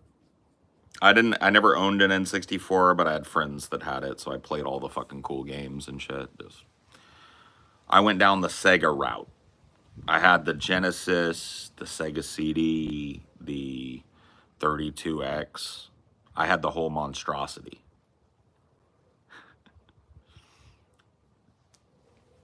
Then we skipped up to the PlayStation 1, and it was game over from there, you know.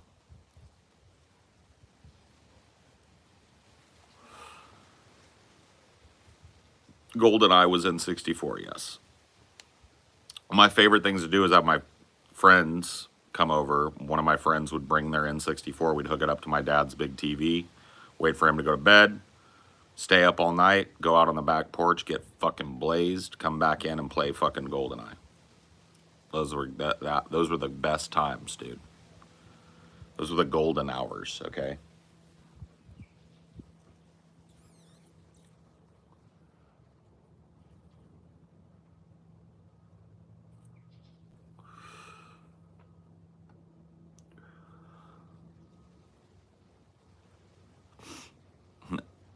Sega does what Nintendo don't.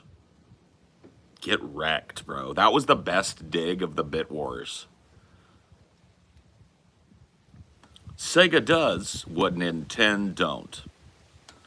Nintendo was like, you're playing with power. And we're like, okay, that's cool. Sega does what Nintendo don't. Damn. Damn, son.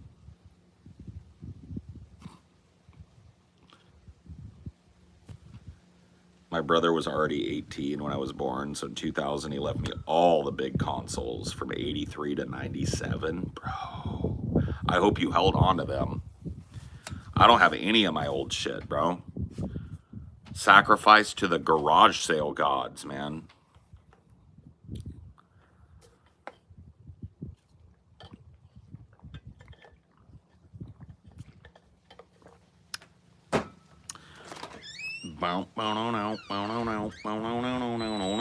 Hey, baby. What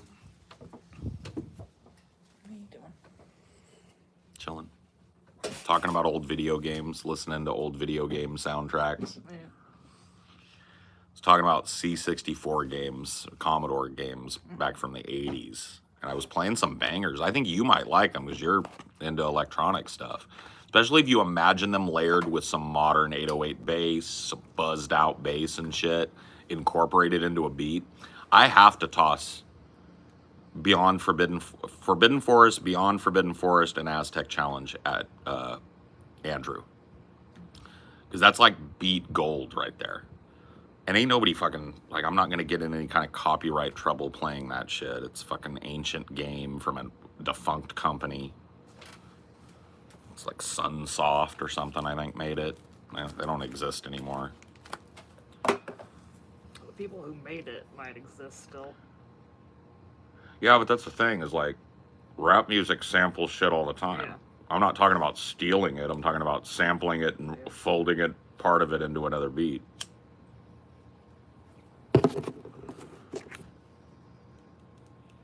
But it's badass. You could slow down some of those and just fuzz out the bass end, and it would be so clean. Pom pom pom pom. Dum dum dum dum. Paul, how do you remember when Super Mario Brothers first came out? How well do you remember? Mario Brothers dropped in '86, and I think I got my Nintendo in '87. So I would have been 7 years old. I remember it pretty fucking good, bro. Everybody was playing Mario. Every kid wanted a Nintendo. And I remember I didn't get it right when it came out, but you know, my parents found a deal on one, and I got one for Christmas one year. And I had a pretty good collection of old Nintendo games, but the Mario games were the home base of any Nintendo fan back then. So I've beaten Mario 1, 2, and 3. And those are, in my opinion, the greatest Mario games still. The 3D games are good, some of them, but Mario was at his best in 2D.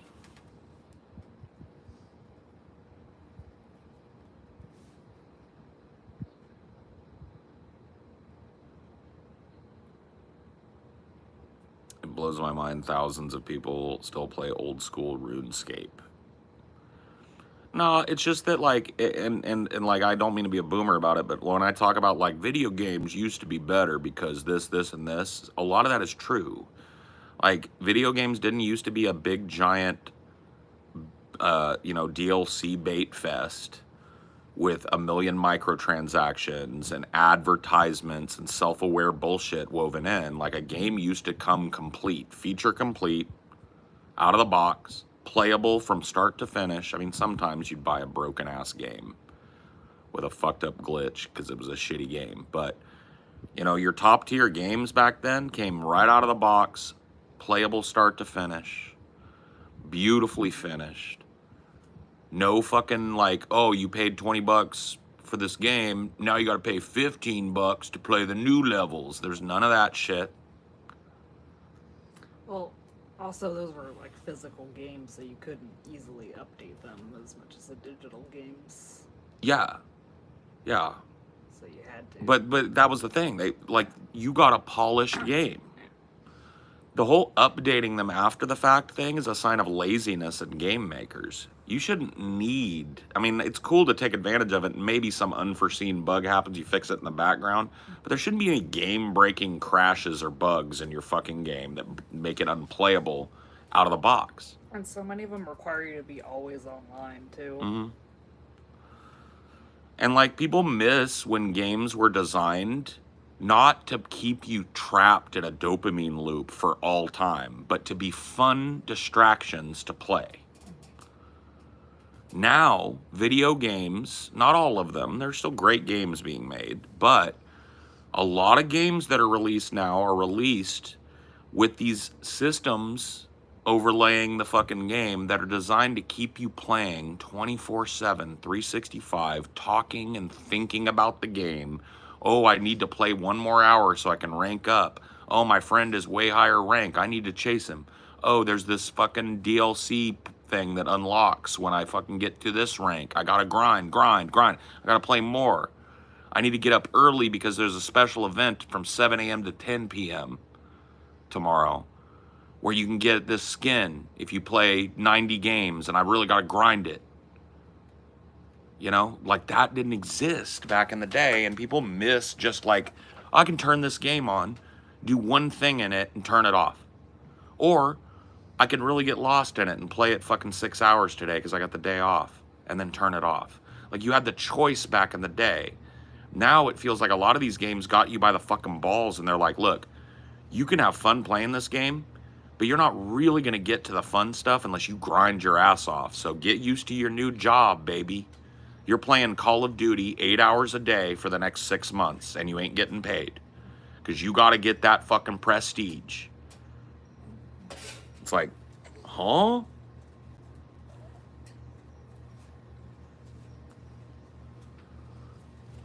People miss that, and a lot of people miss it that never even experienced it because it's just better.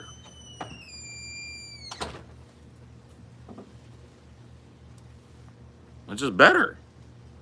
It's better when a game is something that you don't feel like is a grind to turn on. I mean, and look, dude, I like grinding in some games. I'm not saying like any game with grind is bad. There used to be grindy games back in the day on the fucking consoles we're talking about.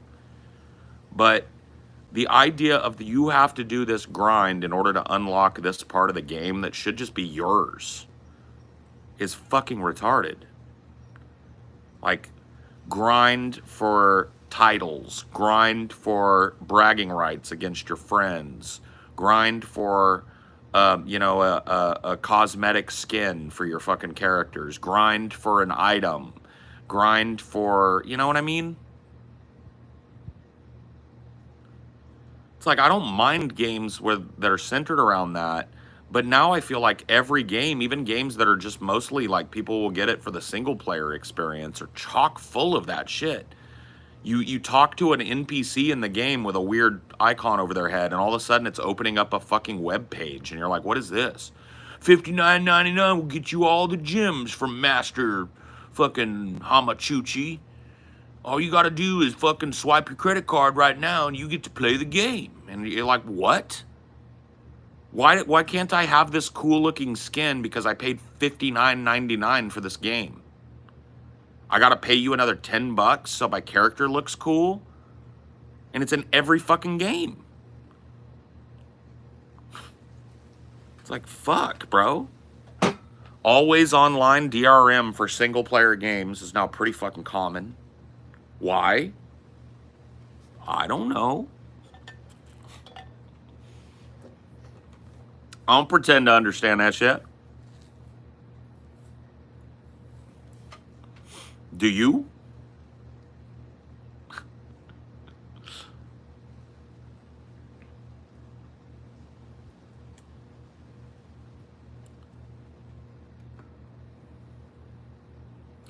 That money.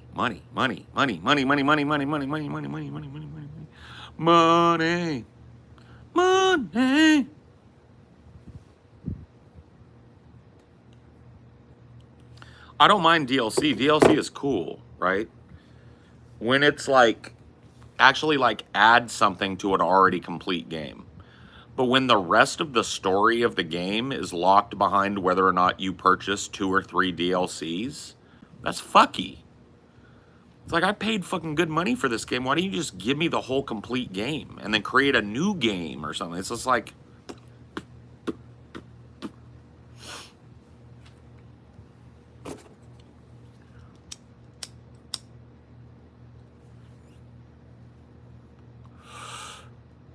the game just ends halfway through without, yeah.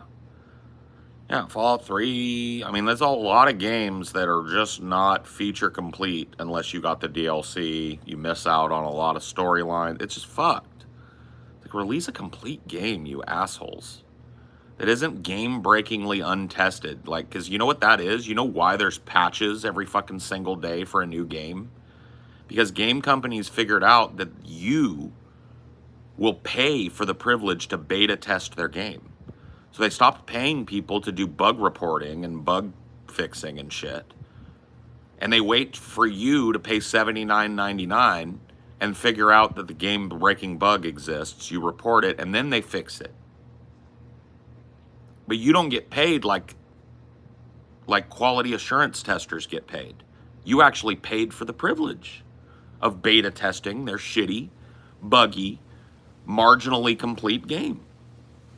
Congrats, you got fucked. That's why I don't buy most of the time. Sometimes I do.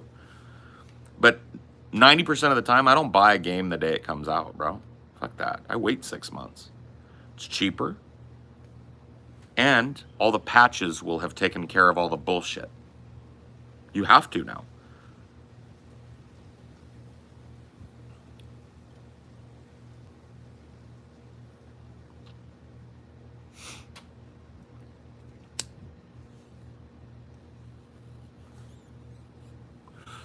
Fortnite is the skibbity of gaming. Yeah, I don't really understand.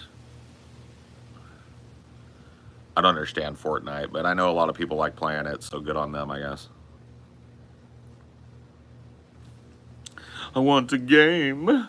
Dude, don't have a crisis in chat, okay? Nobody has any investment in whether or not you game or how you're feeling about gaming. So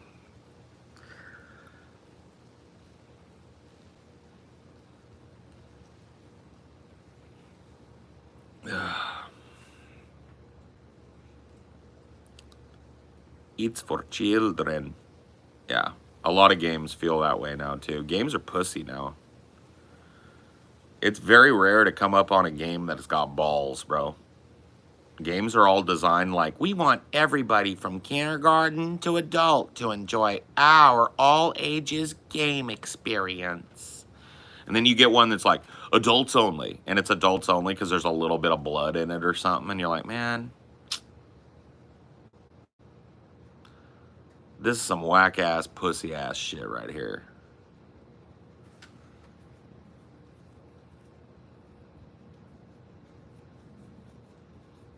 So few ballsy games, man.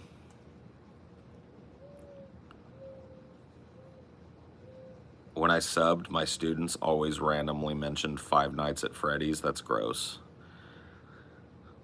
It's one reason I love FromSoft games. They have a specific audience they cater to. True. It used to be this company, you may not know it now because it's such a piece of shit company, called Blizzard, that, like, believe it or not, was a goddamn titan of the industry because they did exactly that.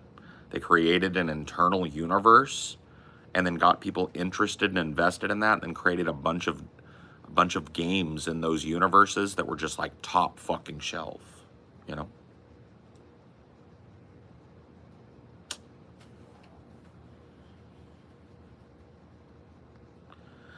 I had a roommate who would play Fortnite like it was 9 to 5. Can you guess how the room smelled? Yeah, the room smelled like human neglect is what it smelled like. It smelled like old forgotten pizza boxes and sour cider vinegar and old spilled Kool-Aid and sweat, sweat, sweat.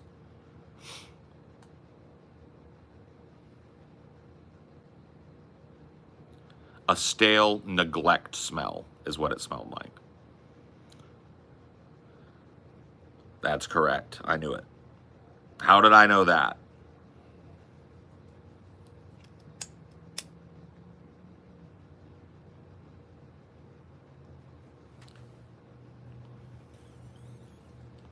You aren't allowed to play the original Warcraft anymore? That sucks. I'm sure there's ways around that, but yeah, it sucks that they would lock up that way. Like, why wouldn't you want people to play the original game that started the fucking craze? Seems like you're screwing yourself out of a lot of money.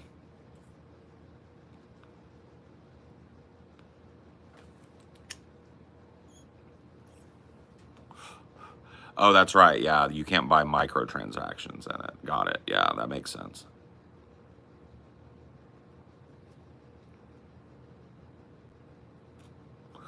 Diablo 1 is totally worth picking up. Even stripped of its fucking multiplayer and shit, which I assume that's how it is. It is a fucking great game, bro. Kind of grass you smoking? My go-to indica, I guess, today, wedding cake. Got that wedding cake.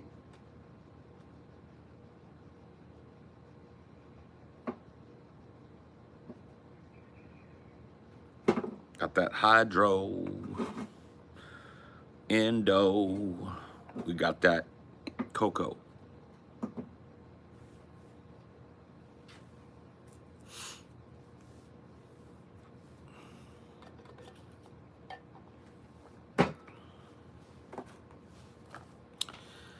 I have Diablo 1 on my Miu. A port and the... What is a Miu, bro? Is that like one of them little like Chinese consoles that plays all these games, all these pirated games and shit? Into couch. Not for me, but yeah, for a lot of people. If you're not like a routine smoker and you bomb out on indica, you are going to be like... If you smoked half that joint that I just took to my head, you'd be like... What? But I got that tolerance. An old school smoker, okay? I function. I'm a functional pothead, okay? These are the things you need to know.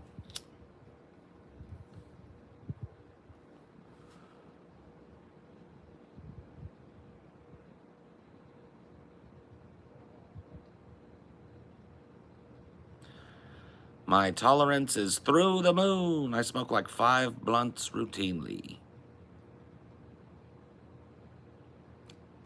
Cool. Good for you.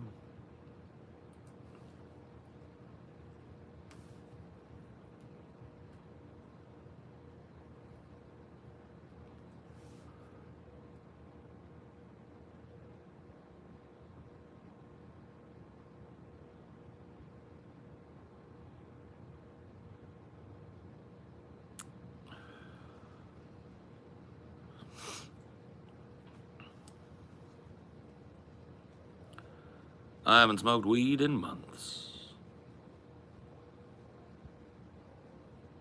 Why? I smoke 2 joints in the morning, and I smoke 2 joints at night. I smoke 2 joints in the afternoon. It make me feel alright. I smoke 2 joints in time of peace, and 2 in time of war. I smoke 2 joints before I smoke 2 joints, and then I smoke 2 more. Ah la la la la la.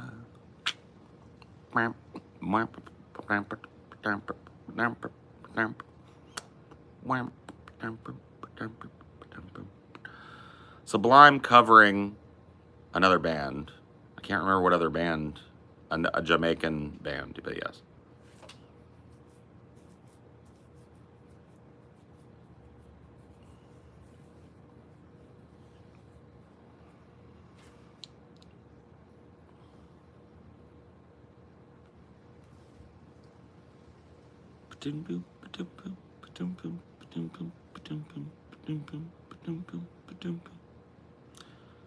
I love me some reggae.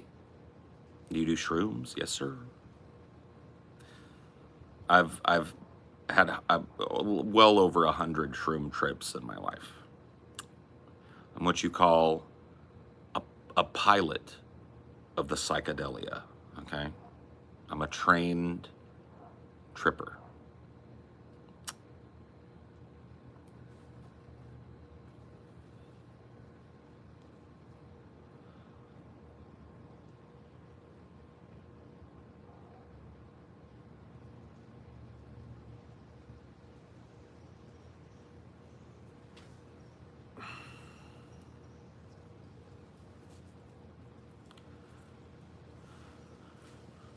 Yeah, I'm a psychonaut. Yeah, I can't eat them without puking. Sucks. What do shrooms feel like? I've always wondered. It's a long ass conversation, and it's gonna be a bunch of bullshit. I mean, it's not bullshit, but it's like one of the first things, because I'm like a good trip sitter, co-tripper, because I don't ever push things on people, and I would never ever fuck with somebody who's on their first psychedelic experience and try and make it bad for them. So when I'm talking about mushrooms, I tell people stuff like this. I will be like, look, I could tell you stories if that'll make you feel better about mushroom trips I've had.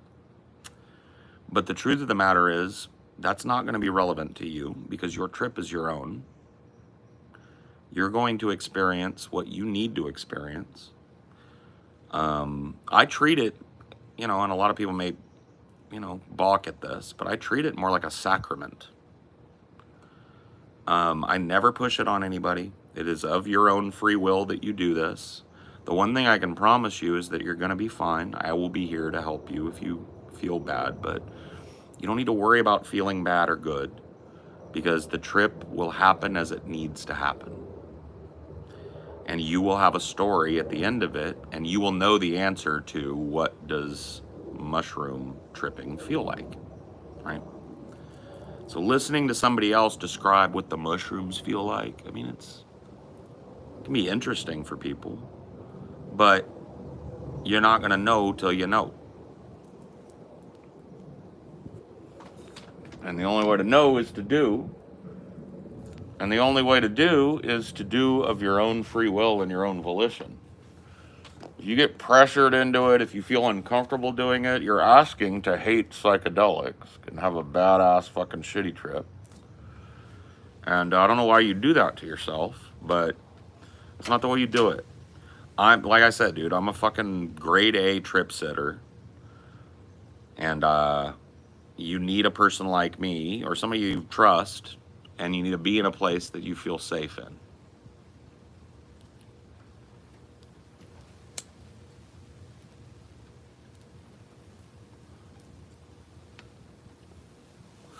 Preference, shrooms or LSD. I mean, you're like apples to oranges there, right? I mean, they're in the same wheelhouse of psychedelic experience, but they're two different experiences. So I like them both, right?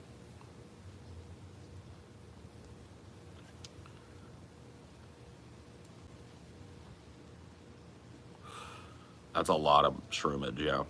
Acid is so much more chill than shrooms for me. Yeah.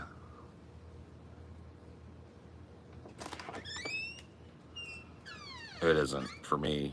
But that just goes to show you that your personal experience with a certain type of psychedelic can't really inform someone else's experience. You have to be very careful telling people like, I'm scared to do shrooms, you've done it a lot, what does it feel like? It's like, well, I could tell you, like I said, I could tell you stories of trips that I've had, but your trip is your own. You will know at the end of it what it feels like. If you choose to do it, I will be here to guide you through that. And I'll make sure that you're safe. But I can't tell you with my mouth, here's what your shroom trip will be like. Well, mine wasn't anything like yours. No. But I had warned you prior to doing shrooms of exactly what I just talked about, didn't I? I said, your trip is your own. Mm-hmm. You follow where it leads. It'll take you where you need to go. Mm-hmm. You let go of it and let it run. And you had a very introspective and heady trip, and I had a very visual trip.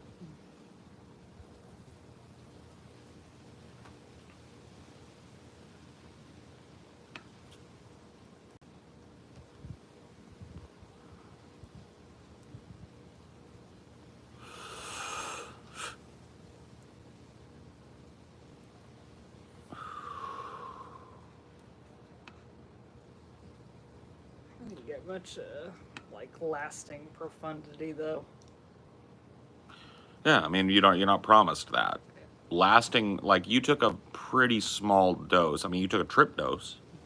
You took a smaller dose. And then the next time we got to try, It was just too old and crusty. They were just stale mushrooms, and they were just bad. So we got, Well, not like it was a bad trip, but it was just very mild. A very mellow trip. And so we need to take a nice big dose the next time you're feeling like you want a trip. Not an over huge dose, but a nice trip dose. And we're in a place, we'll be in a place where we're both very comfortable and safe, and we'll do it. And that will be, you'll have a different trip. I'm not promising you profundity. You can never, profundity is on you,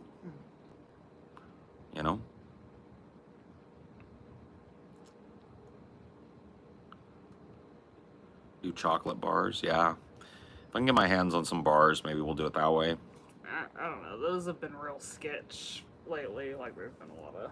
Well, I mean, those were like the fake mushroom chocolates, but I wouldn't trust the whole I wouldn't thing. trust any old fucking one, but if some people that I know gave me one or put me on to a brand or something, I would definitely know that it's probably okay, and I'll probably be able to get my hands on that sort of shit. There's definitely been some dicey, like, mushroom alternates or whatever, psilocybin equivalent. My preference is to just trip on the fucking caps. Yeah.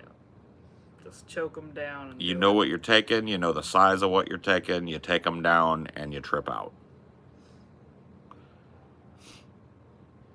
Those mushroom chocolates always make me anxious as fuck. Well, that's what I'm saying. Is like I would not take a mushroom chocolate from somebody I did not trust. Because somebody could be that weird fake mushrooms. Right. Or they could add other stimulants and shit to it to augment your trip or to make it seem more powerful. I don't want none of that. I want somebody that powdered up or ground up some dried mushrooms and used them to cook chocolate. And did it at the right temperature, by the way, because if you cook psilocybin mushrooms, a lot of people make this mistake. They get these dried mushrooms and they're like, gross. Let me just throw this in with some noodles and rehydrate these bad boys, and I'll boil them up and get them soft and tender. And it's like, if you do too much heat application to your psilocybin, you're cooking away the psychoactive compound. You can apply heat to it, like a lot of people do tea. Yeah. But you take the water off of boiling, and then you add the mushrooms directly into the water and strain it out when it's done. Like, you don't let it boil and cook. Yeah, it's like, not all tea has to be boiling-ass tea. You don't want tea to be boiling constantly with the tea in there. It breaks down the leaves, and it makes it all soupy and gross, and it destroys the flavor and shit. Same thing with mushrooms. You're going to do mushroom tea. Boil your water, pull your kettle off, pour it into a cup, let it steam out for a minute, then add your mushrooms in, let it steep for 5-10 minutes, strain it out, and go on your trip. That is another way to do it if you just can't stomach just throwing the dry mushrooms in your mouth and chomping them down. Because you've tried adding them to all kinds of shit, and it never helped. The first time I tripped mushrooms, I took a huge dose, too. I was a teenager, though, so we got McDonald's hamburgers. And I put my big fat, like 5-cap dose and loaded it up on the burger. And it was just like, it just made it harder to eat. Yeah. It made the burger taste gross and dusty and old. And it was just more matter that I had to get down my throat. Yeah. And so that was the only time. I mean, I tried like... PB&J's, I think, one time. PB&J. I threw the mushrooms on a peanut butter and jelly sandwich. I did a pizza one time where I didn't like bake the pizza with it, but I put it. Threw them on top and shoved them into the cheese. Yeah, shoved them down into the cheese and like threw a little extra cheese on and gave it a flash of heat so there would be melty, and it was just like gross desiccated matter in your. It's gross. So I just don't do it. I never did tea though, but that wasn't like a popular thing around where I was to do mushrooms. People just threw back the caps and stems. You go gnarly with it. You get them down. It's not like a super pleasant experience, but you just have some water nearby. You chew them up as much as you can stand, and then just swallow the grit with a big gulp of water, and you're done. That's something you can't promise people either. I like the taste of the mushrooms. Yeah, you found them to be kind of like pleasing, and I was like, well, there's no accounting for taste, The second time wasn't as good, but those were dusty old mushrooms. Yeah. I've learned, man, I can identify mushrooms by sight sometimes. It was kind of cool when I went on with Ben, or when Ben came on, he held up a big cap that he had, and I was like, albino penis envy right there. And he was like, whoa, yeah, that's right. You know your mushrooms. Like, yeah, dude. I've been around certain strains. Lucid Gates and albino penis envy are my two probably favorite mushrooms to trip. Lucid Gates being like a little maybe better than Penis Envy, but Penis Envy is wild too. So I like them both, honestly. Either one is going to be a proper trip as long as the mushrooms aren't fucking desiccated. Would you like me to make you some lunch? I'm feeling so yuck today. Yeah, you just don't want to even try. Maybe just like a bagel, maybe a whole bagel. Yeah. But I'll do it after Like I finish this right up. before the show. Before the show, and I'll have it there and I can take a bite. And maybe like a fresh pot of coffee before the show too. Yeah. And I'll just get a hot cup of coffee. I'll have that going in because like it's the post-nasal drip, hot stuff will help with my throat. Yeah.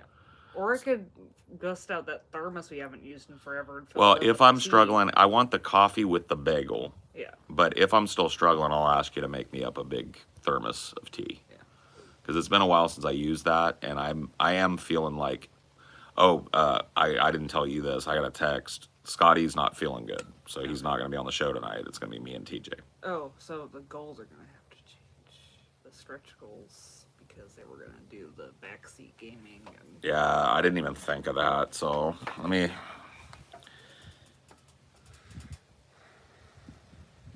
I mean, that was a hella stretch goal, so I Yeah. don't know if you were going to hit it anyways, but...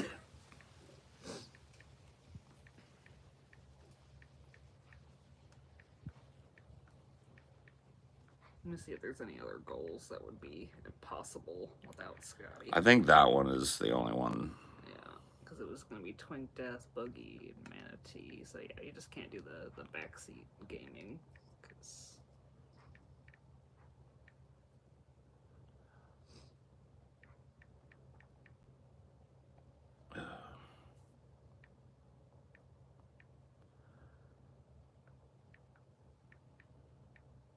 It's just not going to work as well with just you trolling them.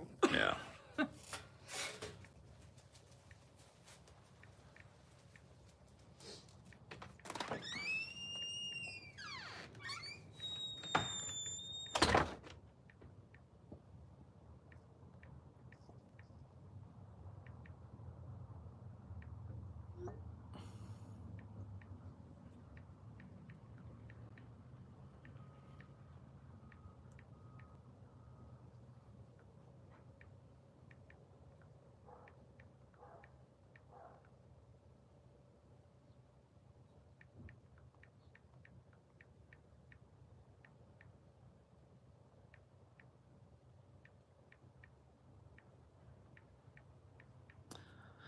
Yeah, I think we just keep the goals as are. And we just tell people like, hey, Scotty's sick. We don't want to do backseat gaming without Scotty. So we'll do it in the future, when he's not sick. I think that'll be fine. I think people will understand that. I mean, people get sick. What do you want to do? But yeah, dude, I've been fucking sick. It's just like there's some crud going around and shit.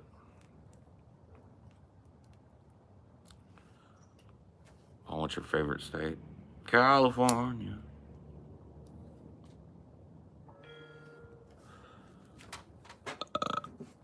No. I'm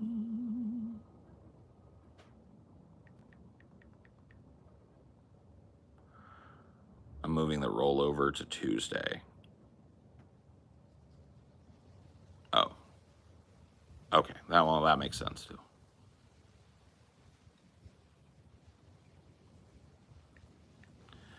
We can do that too.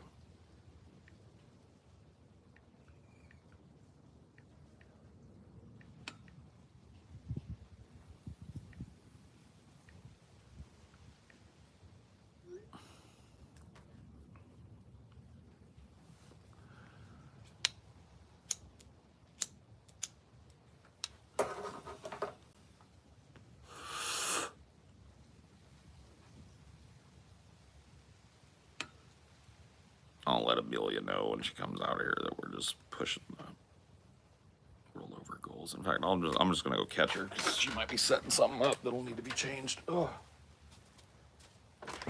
Ugh.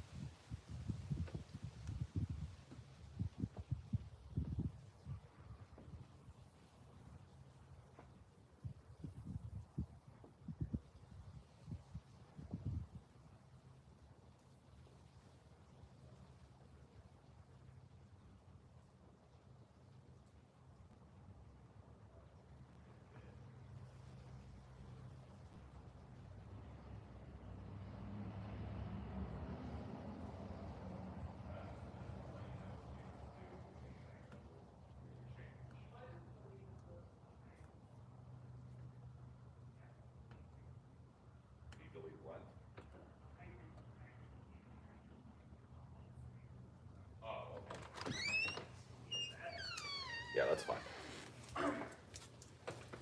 All right, crisis averted. The show must go on.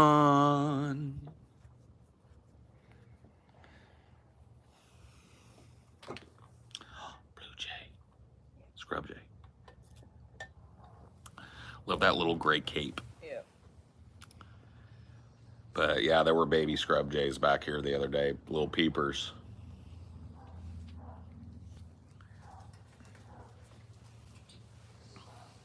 What is it about birds you think fascinates you so much?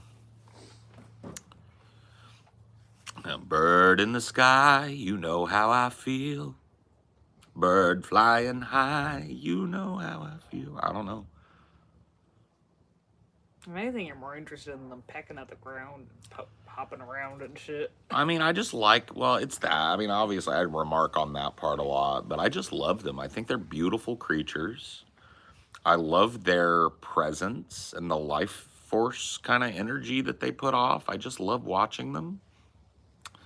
They're peculiar and familiar at the same time. I'm just, I'm that way with any kind of animal, really. I mean, if there was a kitty out here, I'd be watching that kitty. You know, if there's a possum out here, my eyes are locked on the possum. I just love animals. I love nature. I grew up around it, and it's something that my soul, I think, has yearned for since I was a little boy. Because I didn't realize it at the time, but I grew up in just nature, you know? I had nature and domesticated nature, right? I had a horse pasture with a horse in it. I had chickens. I had goats. I had, you know, rabbit hutch and a guinea pig hutch and all that stuff. Because I remember when we were in Louisiana, you finally started appreciating it just a little bit before we moved. Well, because of the dillos. Yeah. The dillos, the leopard frogs. Love them frogs. That cardinal. Cardinal. Yeah, Chad the cardinal that used to live out back. Yeah, I loved them dillos. You remember that dillo that was playing possum? Yeah. We thought he was dead, but I didn't want to touch him because leprosy. Poked him a little bit with like a broom handle and he didn't move. And then like later on that night, he was just gone. Yeah. He might have eaten something and went into like, or gotten bit by a snake. Sometimes some animals can tolerate that venom, but they kind of like go comatose for a while their body heals it. I know like badgers are that way. But more than likely, he was just like a dog maybe or a cat came and he just... We just kept bothering him and he kept staying. He just went off. But yeah, we used to watch them out there, the dillos coming out. Because they had a whole little thing of babies. Mm-hmm. But the house that we lived in Beauchene, the tinderbox house, had a fucking dillo family underneath it. It was a mama dillo. One day I was outside in the backyard just sitting, and all of a sudden I saw a dillo, and so I got real still because I didn't want to spook her. I watched her, and then all of a sudden, right behind her, 3 little lumps. 3 baby dillos, and they went under the house, and I was like...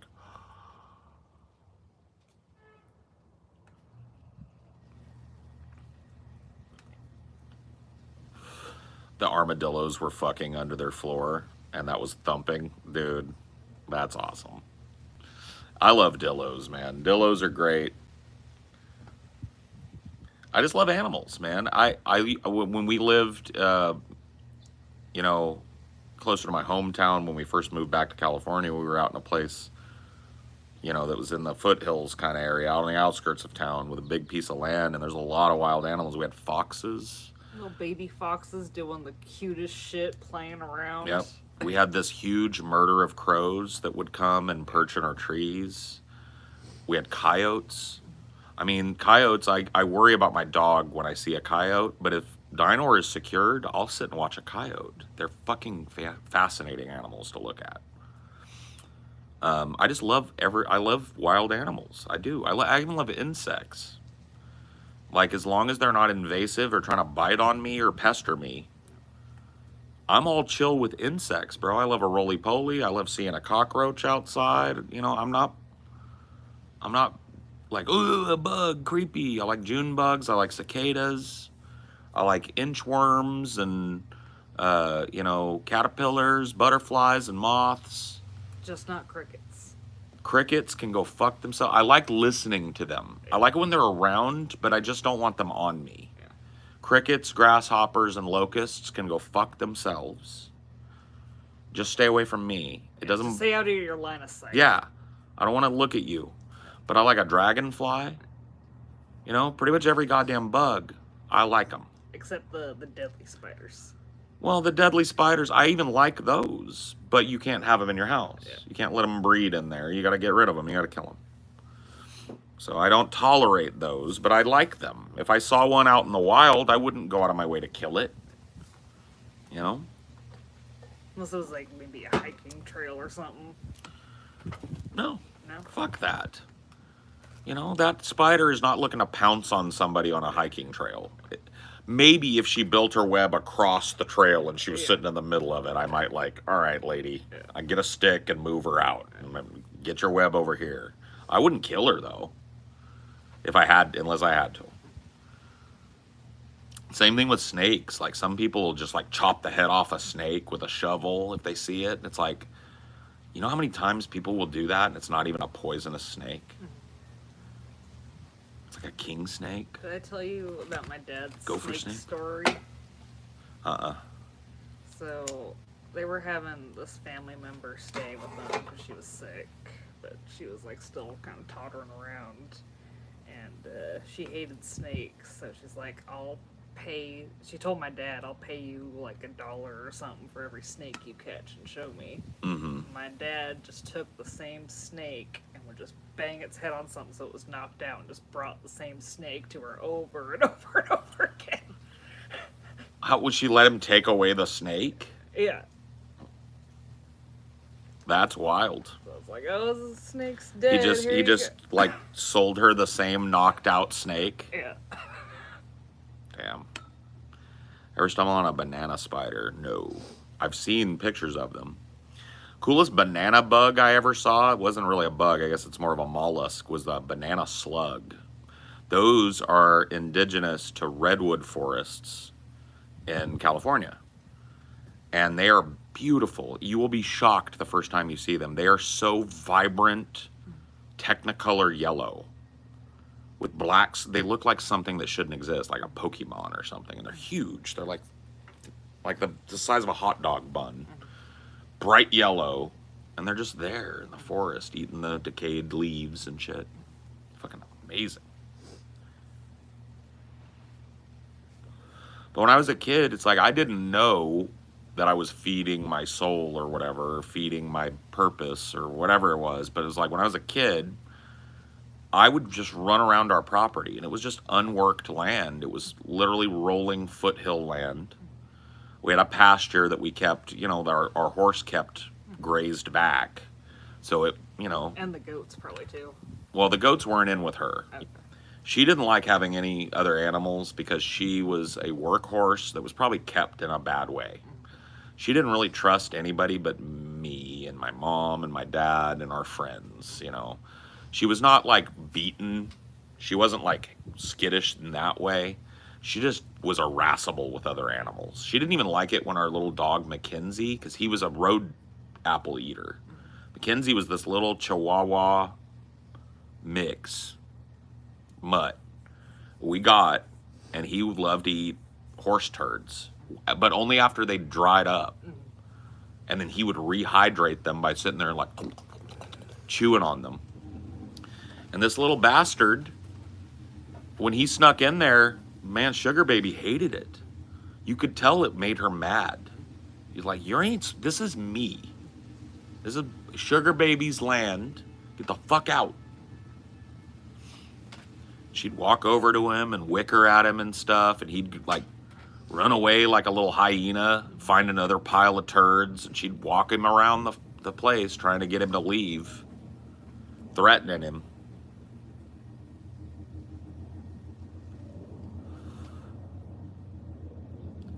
Bro, why do dogs do that shit? They're scavenger animals. They're opportunistic predators and opportunistic scavengers. That's how wolves survive the harsh climate, right? They hunt and they find downed animals that other animals have killed. Like a pack of wolves will follow sometimes a bear that has a kill, and they'll wait for that bear to settle down where it's going to eat its kill, and then the wolves will harass the bear, hoping to get it, nipping at it and shit, and coordinatedly fucking with it, hoping to get it to walk away from its kill so that they can eat it. Hyenas do that very same thing with like big cats. If a single lion or a couple of lions take down a zebra or something and they're feasting on it, a pack of hyenas will come around. They know they can't beat those lions, but they'll nip at their heels, not let them eat, come in and try and bite and drag the carcass a little bit and then skitter away, hoping to get those lions to fucking walk away from that kill so that they can eat it. And all that instinct that exists in those types of wild animals, wolves, hyenas, these types of things, cats, it all exists in modern animals. Well, to varying degrees. What people don't realize with like predators is they fail a lot. Mm-hmm. So like when they do finally catch something, every other predator wants a piece. Yeah, well, yeah, because especially the predators that are specialists in extreme environments, timber wolves, which are the like that's the root of all dogs, is the timber wolf, and that animal is specialized to hunt especially to survive the harshest winters you can imagine. Sub-zero temperatures, deep snow drifts, and very sparse game. And taking down a rabbit or a moose, foal or something is like, you might fail 100 times. And think of the energy you expend running after something and it gets away. It's like, yeah, like a lot of predators will just give up after a certain point because they know they can't. They know when they're beat. They know when, okay, we're gonna have to expend too much energy, and the chances of us bringing this down are diminishing. Yeah, like that's why humans were successful, because we're not like hella fast, but we have a lot more stamina, and we can marshal our stamina. We know how to pack up some berries and dried meat. Yeah. So that we can protein, bring water with us so we can hydrate while we pursue. Yeah. And that's how early humans would bring down big prey. All these like thoughts of like humans just like running and chasing down a mammoth and stabbing. No, we were what do they call it? Exhaustion predators. When it came to bringing down big game. We're not as fast, but we can pack sundries and eat while we pursue, and you can't. So if you're a caribou and shit and we're gonna eat you, we might chase you for 4 or 5 days because you can't stop and get a drink, you can't stop and get a mouthful of food, you can't properly poop, piss, any of that, and eventually you're gonna get tired and stop for a drink, and we're gonna be there.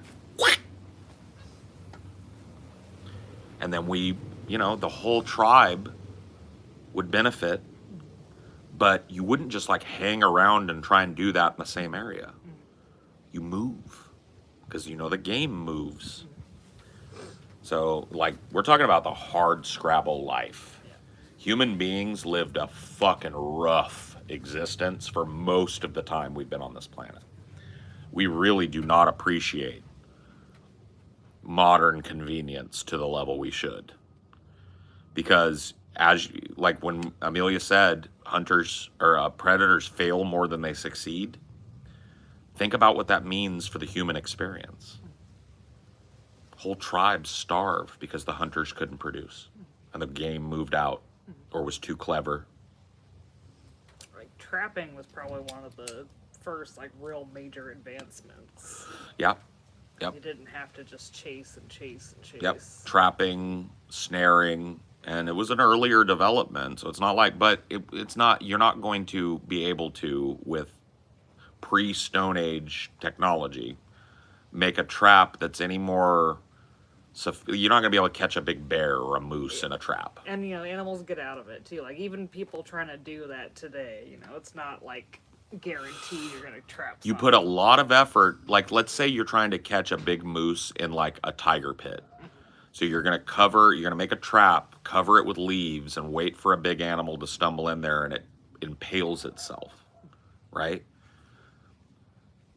The chances of that, just no animal ever stumbling in there, or it getting like the cover blown because a rabbit hopped on it. Now there's a rabbit trapped in the pit hopping around these stakes, and no animal's going to go in there now, right? Are way bigger than a moose dumbassedly fucking stepping into your tiger trap. So a lot of human effort goes into moving all that earth, carving the stakes, covering it up, maintaining it. And how many times do you think those traps were made for no avail? You know, way more times than they caught something with them. So even trapping technology without the modern convenience of like springs and metal and shit, animals probably thwarted them more often than they caught animals. They were probably I know trapping was used for like smaller game. Well, like fur trappers. Well, even subsistence trapping. Yeah. But people back then knew about rabbit starvation. Yeah.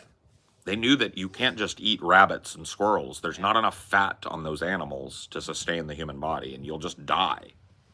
You get like a protein overdose. Yeah. And so, like, people knew that back in the day. You can't just subsist on trapping squirrels. You've got to get big game, and traps for big game were a long time in the making. So we were exhaustion predators. We followed at a pace where we kept you in sight or knew where you were headed, and we kept you from ever resting until you were so exhausted that you had to rest, and then we snuck up on you and killed you with fucking stone spears. And butchered your corpse and took it back to our fucking little village, and then pulled up stakes the next day and went looking for another moose. As soon as we saw signs of a moose family in the area, set down stakes in a remote spot near it, and the hunters go to work again. Get as much meat, dry it out, preserve as much berries. The non-hunters of the tribe, while the hunters are out hunting or gathering.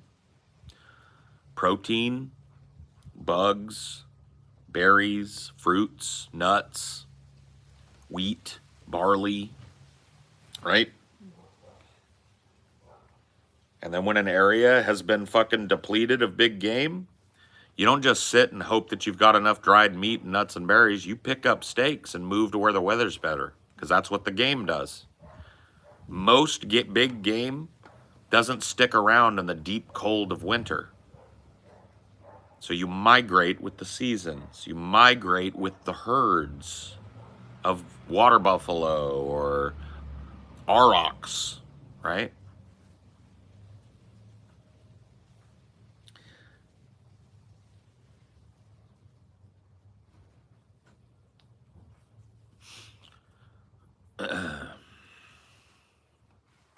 So, yeah. Interesting to think about, though. I love thinking about prehistorical humanity, because we know a little bit about how we could have survived, but we don't know exactly how we survived. We don't know the social structure of these tribes, the beliefs of these tribes. We don't know the exact tactics that different tribes used. We don't know how tribal relations worked.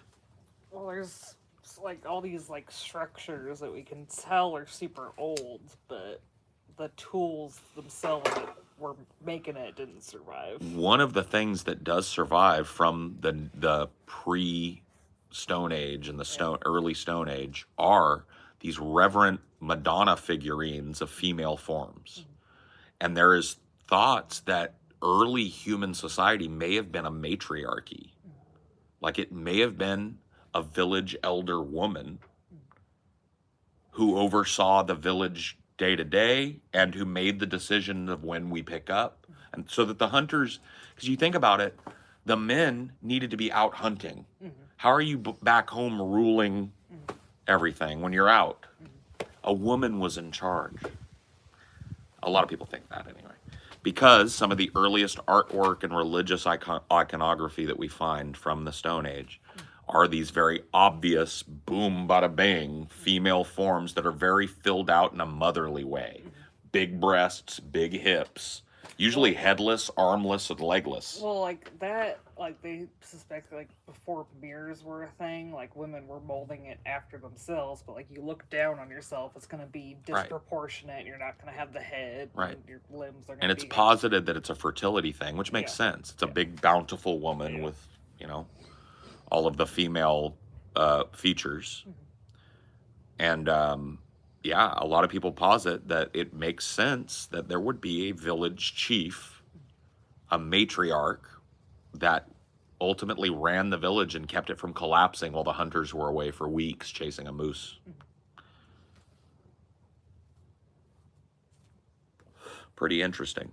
You do see in the ancient world, and the ones that we know about, the occasional female ruler, which is interesting because if you look at European history and the kings and all of that, there are occasional female rulers there, but way less occasional. It's way more of like a patrilineal dynastic kind of thing. Whereas the ancient world was way more open to matrilineal power. Like allowing a woman to take the mantle of rulership. I think there was a queen of Ur at one point. One of the royal leaders of the city of Ur was a woman. They found her death pit. Dude, Ur is such a fucking interesting place. We don't know anything about the rulers there because no writing has survived from Ur, or very little, right? So, but they bury their royals. It's just a siren. Yeah, it's a weird one though. It's like an old-timey siren. It's like a fire siren, probably.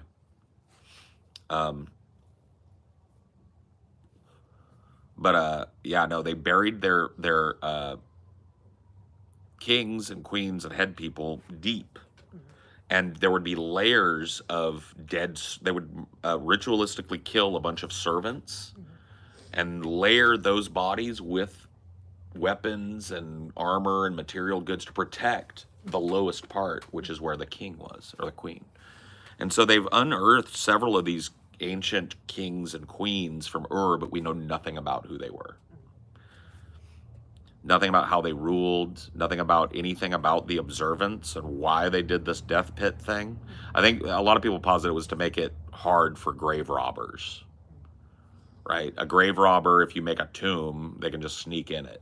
But if you bury it with layers of shit, made it harder to break in and steal all the gold and jewels and weapons and armor and shit.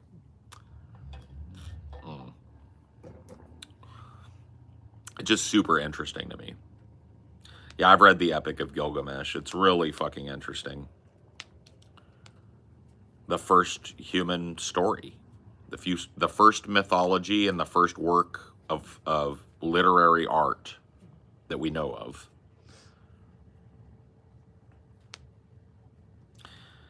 Well, I mean, like if you wonder about that stuff, you know, we don't have all the answers, but you can listen to some really interesting stuff. There's a podcast I listen to called the Collapse of Civilizations podcast. It's on YouTube. And he talks about the rise and fall of ancient civilizations.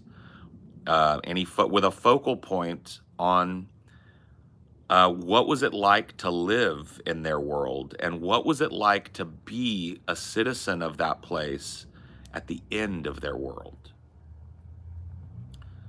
Fall of Civilizations. Yeah, the Fall of Civilizations podcast. Yeah, sorry. Thank you for correcting me because I don't want to send people on a goose hunt.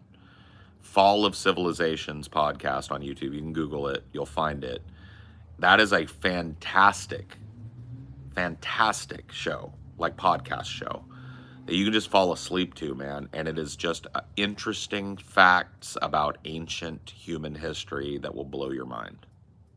Yeah, it's a gold mine of a show. If you haven't seen it and you're interested in what I'm talking about today, that guy does a way better job of making it interesting. And a lot of the stuff I'm talking about, he put me on to. Yeah, I've seen every episode as well, and I'll go back and rewatch them. I love the episode about Mesopotamia, like Sumer and Ur. I can't get enough of that one.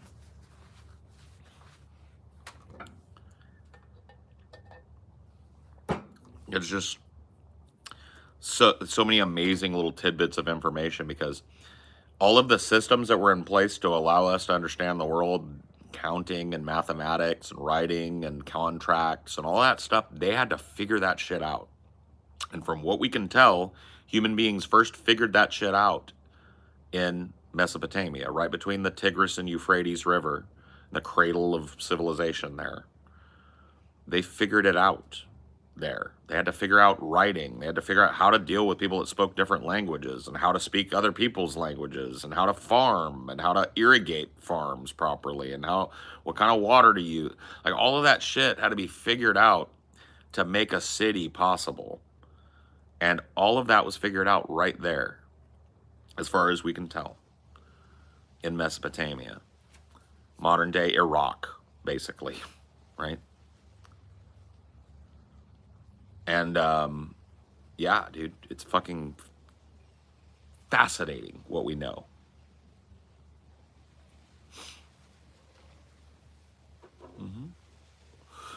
Cuneiform writing, base 12 mathematics, which is awesome. 4 times 3. 3 segments on each finger, 4 fingers. 1, 2, 3, 4, 5, 6, 7, 8, 9, 10, 11, 12. Base 12 math. Fucking crazy, right? Had to come up with all of it.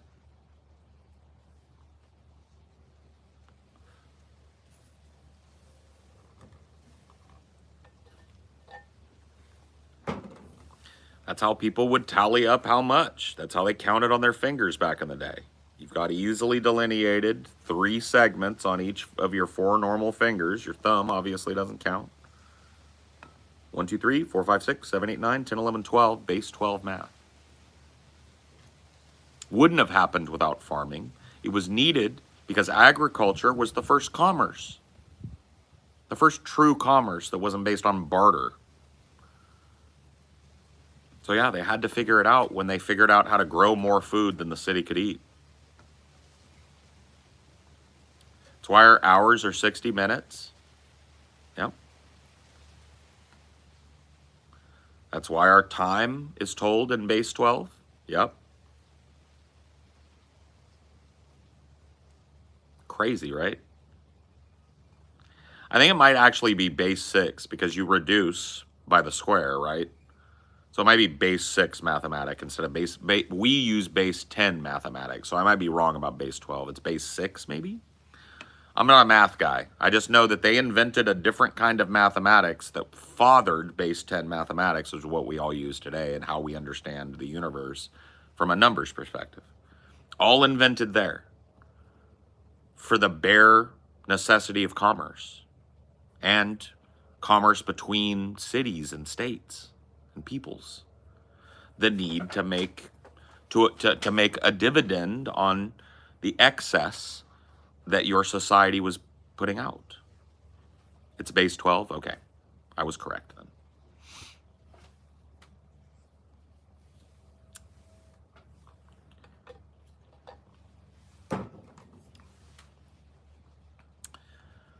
What do you think of problems of today's civilization? I mean, obvious, right? The problems are obvious. We're destroying the world with how we live.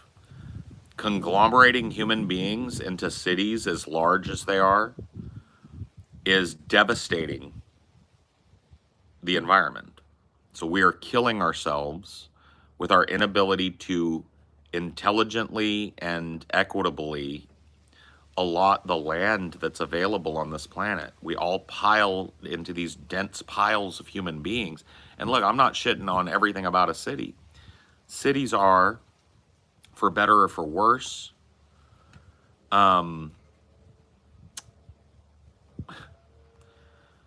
they're great. You know, like the culture, the art, the human engineering that goes into cities is just truly one of our greatest things, but it's killing our planet. The way that we do it is so ignorant of the ecosystem and so ignorant of the environment, which is just a tenuously stable thing, that we're going to kill ourselves with it, right? My favorite philosopher, Derek Jensen, who lives here in California, Derek Jensen says that, you know, he defines cities as any group of people large enough to require the importation of resources. So it's like LA is this huge megaplex of a city, right? And if you just drew a border around all of LA, you cannot produce enough food and goods and sundry electricity and everything that everybody needs within the boundaries of that city. The city has to import energy, water, food, labor, right? And when that happens, if a city needs something to be imported, right? This is Derek Jensen's kind of like end game theory, right? If a city is large enough that it needs imported resources in order to survive, and those resources aren't made available for whatever reason, then the people in those conglomerations will rise up and take it, right?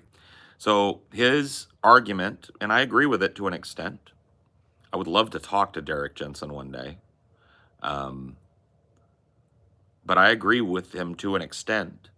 But I don't know that I go as far as he does. He just says that that impetus alone means that a city can never be sustainable and it can never be for the benefit of humans, because you have to feed it more and more and more as it grows.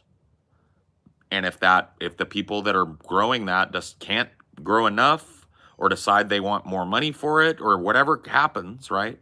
Then the people of that city will have no choice but to rise up violently and take what they need, right? Derek is very picky about who he talks to, and I don't blame him. Being like a firebrand kind of philosopher like he is, bro, the noise that people throw at you to try and trip you up must be staggering. And so Derek is kind of reclusive. It's not that he never talks to people. It's just that I haven't seen him allow somebody to come interview him on camera.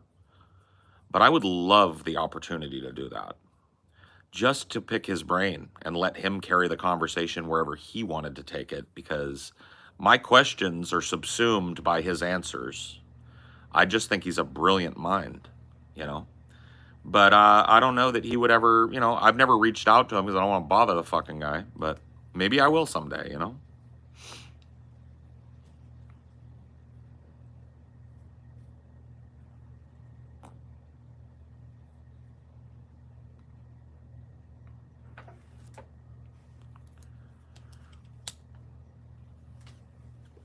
Here's hoping y'all wouldn't go off on the queer theory topic. Yeah. I mean, I definitely wouldn't steer it that way. And Derek is not a guy that steers it that way all that often either. Yeah, I don't agree with much about queer theory, his queer theory criticisms, although there is some undeniable stuff that he points out that I think, when you're talking about queer philosophical theory, which is what we're discussing here, I think that it needs to be confronted. And him calling it out gets him called all kinds of names. And I understand. He goes a little further than that. Well, okay. I don't want to get too deep into this. But if you look at some of the most vaunted authors of queer philosophical theory, Maurice Foucault comes up. And Maurice Foucault had some very suspect ideas on child consent. And there are a number of authors whose names I'm not going to rattle off because I can't remember.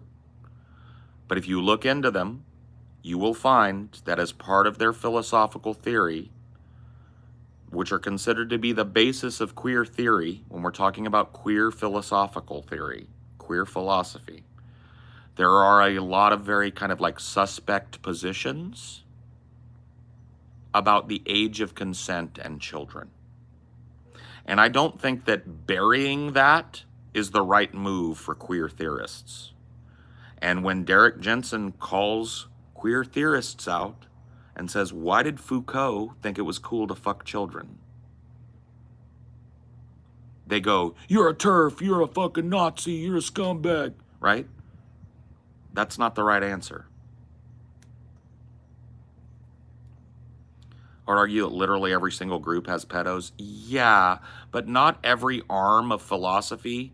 Because if you know Maurice Foucault, the father of queer theory, this isn't like some obscure queer theorician down the pipeline. This is Maurice Foucault, the father of modern queer theory, according to queer theorists. And he's on record about children being able to consent to sex. Okay? You don't want to deal with that, that's okay. But I do think that dodging that out is kind of suspect. It doesn't look good for a philosophy that's about empowering queer people to have somebody that they call the father of queer theory who thought it was cool to fuck kids. Yeah, don't what about me with Nazi shit. We're not talking about Nazis. We're talking about Maurice Foucault, the father of queer theory.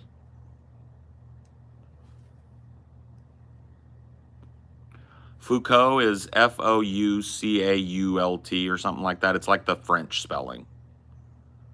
So it ends with a T, begins with an O, has an O, begins with an F, ends with a T, and has the OU in there somewhere.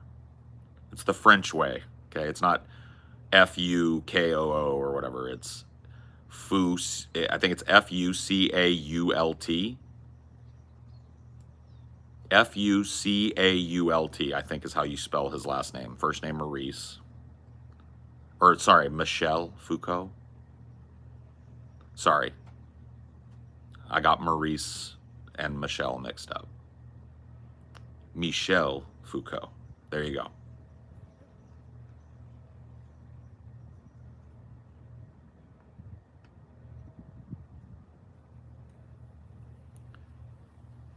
So that's not his only criticism. He is a bit of a TERF, right? He's a kind of a trans and exclusionary rad femme, and I don't make any excuses for that. But he is, like, most notably known as a boogeyman of queer theorists, gender theorists, because of his, I think, rightful criticism of some of the most seminal works in queer theory. Like, I can find this for you. Let's just do it. You guys will be able to hear it. I'll find this for you, and you can listen to his criticisms and see how people react.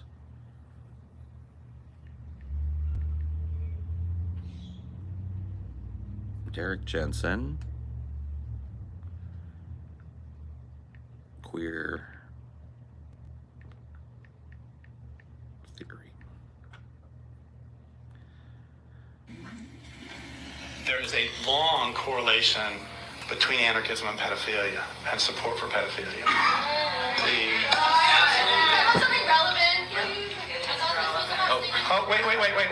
Wait. That's a beautiful line. Thank you so much for asking. How about something relevant? I've been talking about rape culture all day, and pedophilia and the support of pedophilia is not rape culture? Actually, it seems you're acting like this is a spurious connection. So we're going to play Jeopardy. We're going to play queer theory. We're going to play queer theory pedophilia Jeopardy. Okay, answer. Commonly called the godfather of queer theory. Who is Foucault? I got it. Okay, 100 points. Foucault. Another way to ask this is, who argued, no, I guess the answer would be, argued for the eradication of age of consent laws as in down to infants? Who is Foucault? Thank you. Okay, next one. of the author of the founding document of queer theory? Who is Gail Rubin? Who is Gail Rubin? What percentage? No, the answer is 50%. Question is?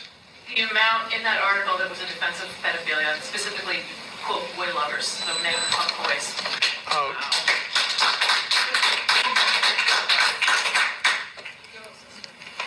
And since you're not believing me, quote, this is in the founding document of queer theory. Like communists and homosexuals in the 1950s, boy lovers are so stigmatized that it is difficult to find defenders of their civil liberties, let alone for their erotic orientation. That's in the founding document of queer theory. Oh, I'm sorry, I'm using facts. A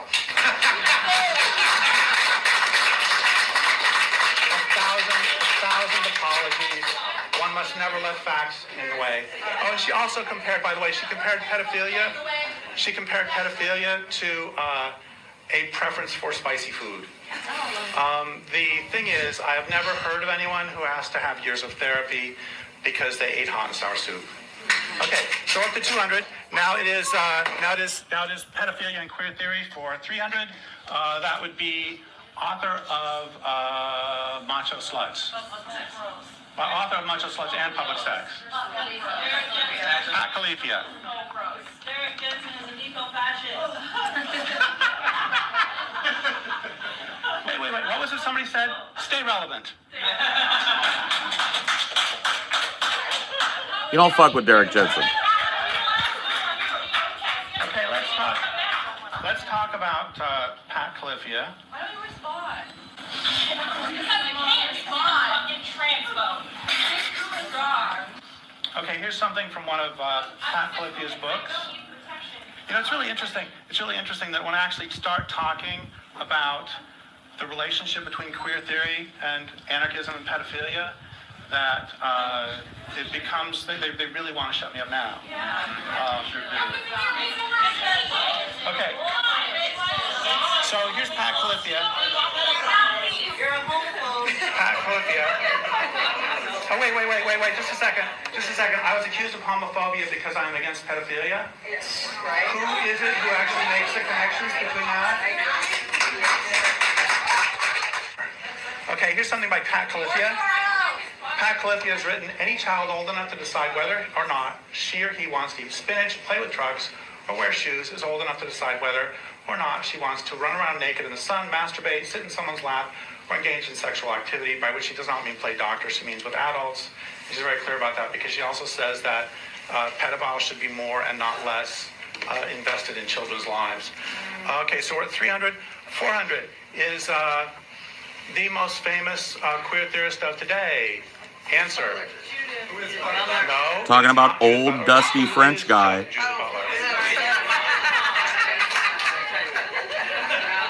Listen to this one, Feeds. Okay, Judith Butler is the most famous queer theorist of the day. We see you, all of you supporters here, who Good. do not care about trans people's lives. This is not the venue for that, lady. Sorry. They don't want to hear it. Okay. Here's a great quote from Judith Butler.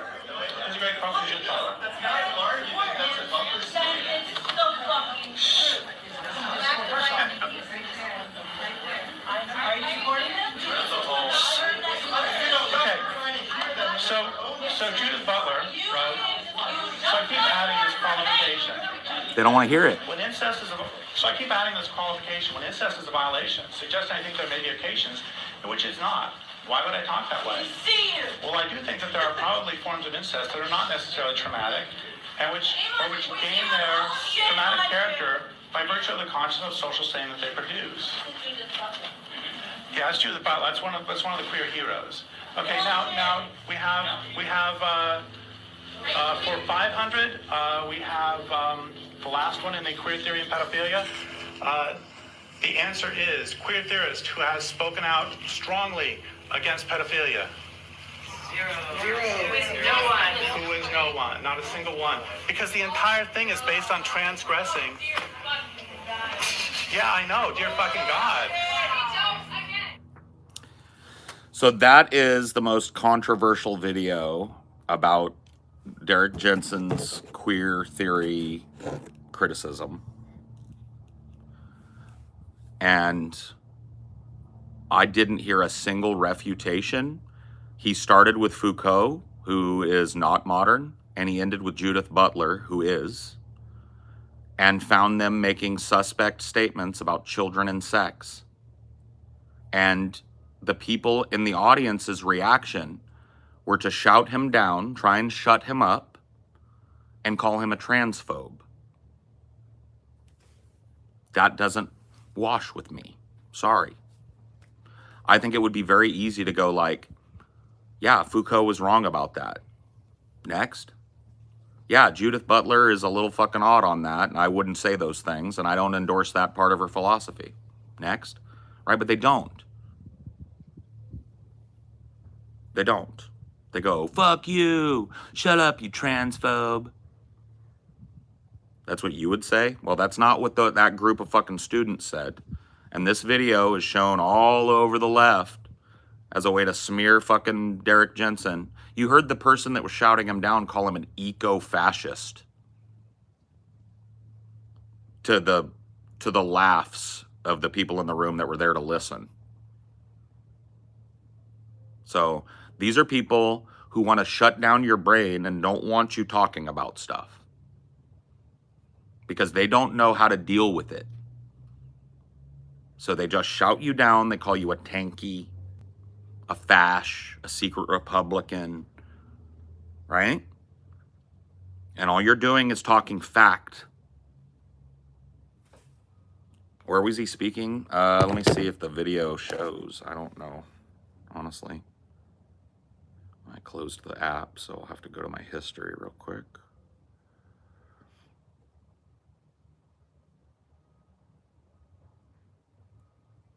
History, yeah, there it is. Does it say in the description where he was speaking? They had to turn comments off, of course, because I'm sure it was filled with a bunch of garbage. Queer Theory Jeopardy with Professor Derek Jensen. Let's see. Let me just search it again, because there's multiple copies of this. So the one that I watched doesn't say Derek Jensen Queer Theory. Derek Jensen, Anarchism and Queer Theory Jeopardy. Is there a description here? Derek's controversial talk at the Eugene Public Library in Oregon in 2018. There you go. So not at a school. At a public library. Sorry. I know you're defeating the school thing, but I just wanted to make sure, and it's not a school thing. This was a talk, a publicly open talk at a public library in Eugene, Oregon. So all this like, oh, college audience, easy dunk. You got to kind of, you got to reel that one back, Phoebes. That one's not going to shut down the conversation either. Let's all, oh, they sounded like young 20-somethings. Oh, so it's okay to dismiss their political advocacy if they're 20-somethings then. Got it. That makes it okay that queer theory is dotted with pedophilia apologia. Cool. Yeah, see, this is the type of shit I'm talking about, man. Stop talking. Shut down the conversation. Well, yeah, they were probably kids anyway. You don't know who the fuck was saying that. It was a public library in Eugene, Oregon. A woman could have been 40. You don't know that that was a fucking 20-something college skibbity kid.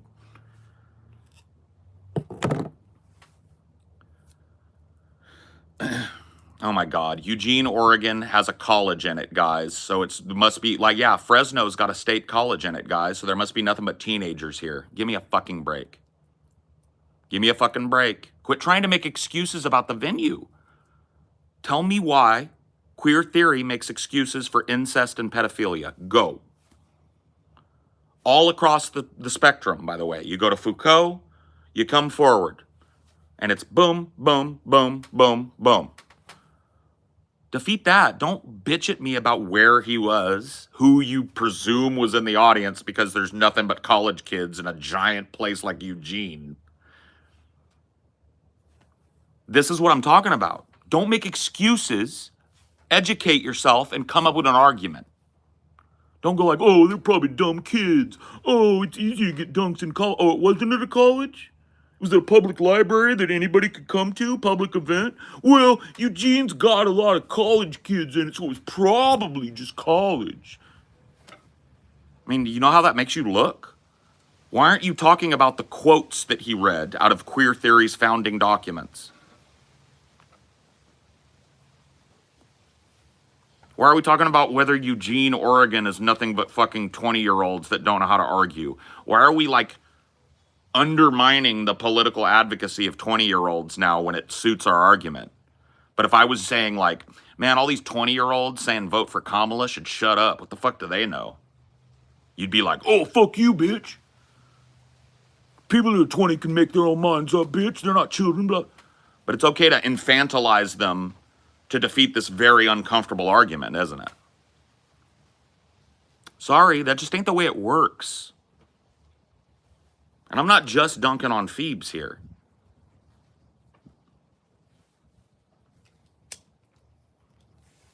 There's a reason why the comments are off on all those fucking videos. There's that video, all the copies of it. There's a reason why that video is passed around leftist circles and queer theory circles and shit to demonize Derek Jensen. There's a reason why there were people in the fucking chat while I was doing it. I didn't comment on it because I didn't want to interrupt. They were like, oh, the audience is right. So it's just like that audience was in here too. No, you infantilized them. You said college kids are easy to get dunks on.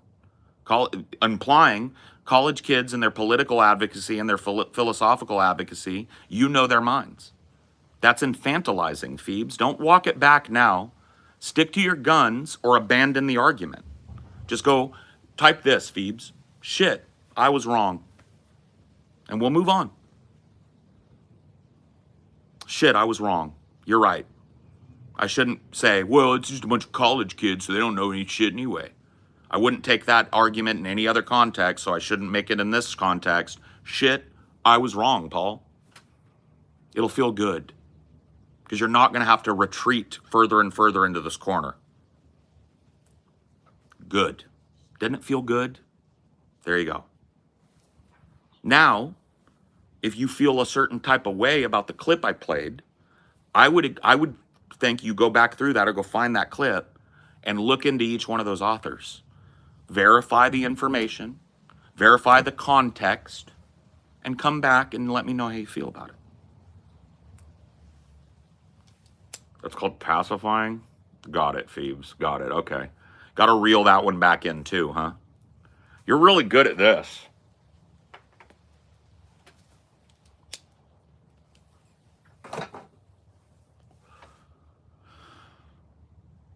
You don't know why you're expected to account for Foucault or Judith? Because you're are you a queer theorist? Are you a queer philosophical theorist? Do you adhere to queer theory and gender theory? Do you adhere to modern gender and queer theory? If the answer is yes, then that is the answer to your question. Why should I concern myself with Foucault? Well, if you're a queer theorist, he wrote the founding document. You might want to look at it. You might want to look at the modern examples of queer theory too. What do you mean I'm good at? I just read your thing and responded to it. Phoebes, you're mad about this, and I can tell, but you're not looking great here. So I'm going to give you another piece of advice. Chill the fuck out.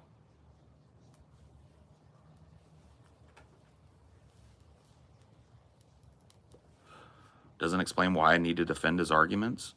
It doesn't explain why you can't defend his arguments, not why you don't need to. Why you can't defend his arguments, but yet you adhere to queer theory and gender theory, is on you, not me.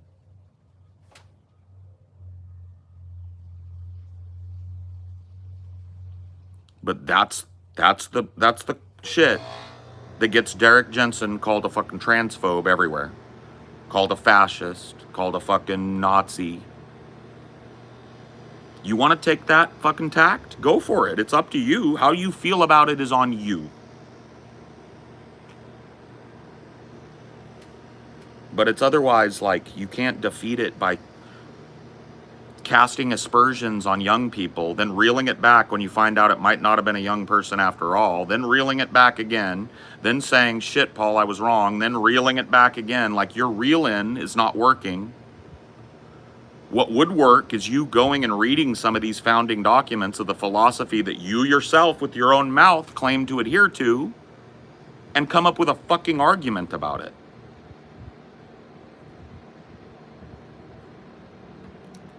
You know me well enough to know that that's how you're going to get in my fucking good graces.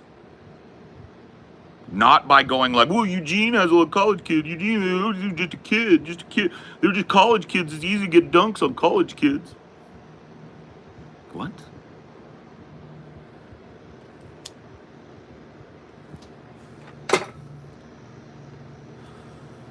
So yeah, there's that. You know, a little more contentious than I wanted it to be, but like that's, you know, I knew when I fucking played it, it would be.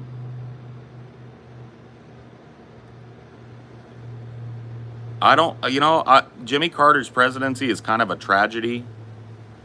He was actually the president when I was born, so I was a brand new newborn baby infant, you know, under Jimmy Carter.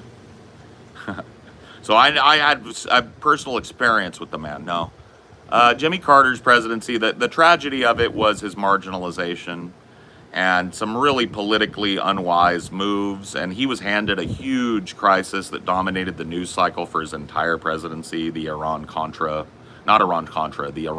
hostage crisis. The American embassy in Iran was taken over by student protesters of the government, or the kind of revolutionary government that took over under Ayatollah Khomeini. And I think it was like almost a year, maybe over a year, slightly over a year that people were kept there.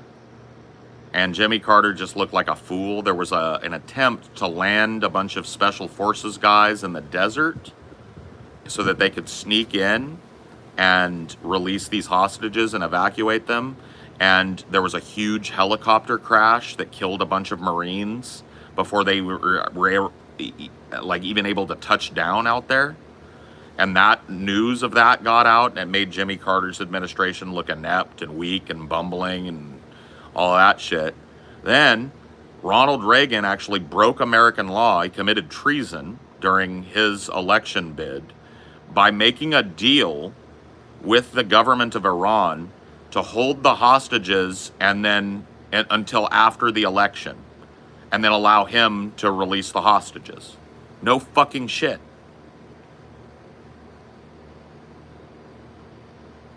So you don't have to go through Queer Theory Jeopardy. There were 5 things. He gave 5 4, because the 5th one was just a nobody, right? 4 quotes. One of them was Foucault. One of them was Foucault, who wrote the founding documents of queer theory. There were 3 other authors and queer theorists mentioned as foundational, both historical and modern contributors to queer theory. You should look into all of them and the statements that he attributed to them. That's my advice if you feel a certain kind of way about the clip I played.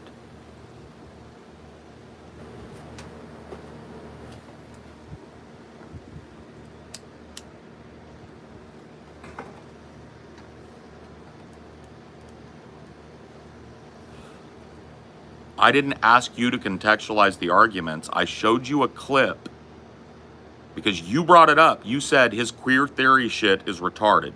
We can scroll back up and see that comment. That is why I played the video, Phoebes. We're looping. We're looping. Jensen was talking to a group of activists who answered the questions. He made a game out of it. Author of the founding documents of queer theory. Foucault. 100 points. You got to get with it. You got to get with it on this. I know, I can tell from the way that you have reacted that you feel a certain type of way about that clip. But the only way you're not going to feel a certain type of way about that clip is to look into the claims that are made.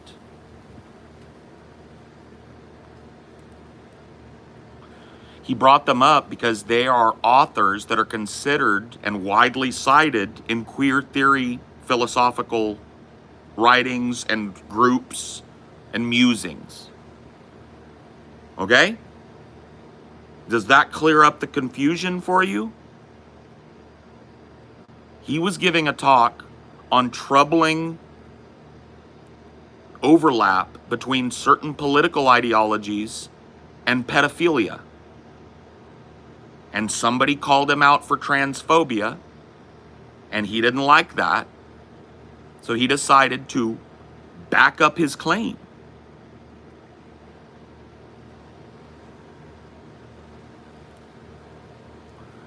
Phoebes, you didn't go to college. I'm not trying to be mean, but it's not shocking that you at 26 years old have never heard of Foucault. I'm not calling you uneducated, I'm just saying. But you yourself have appended a badge to yourself as a queer theorist. You say widely. I mean widely. I mean widely. We're talking about a branch of philosophy here, Phoebes. We're talking about a philosophical, queer-centric perspective tied in with anarchism that is called queer theory or gender theory. They're tied together.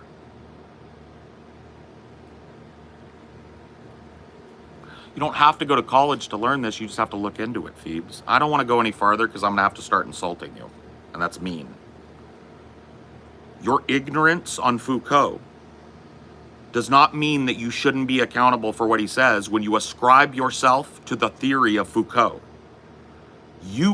I asked you, plain as day, are you a queer theorist? You asked the question. His queer theory shit is fucked. You labeled yourself a queer theorist, not me. So it's your ignorance on the subject is not my problem to deal with, it's yours. It's not some fucking own that you don't know who Foucault is, any more than it was an own that I couldn't talk about the fucking categorical imperative when Destiny fucking threw it out at me. Right? That was not an own. That was a big L for me, optically and otherwise.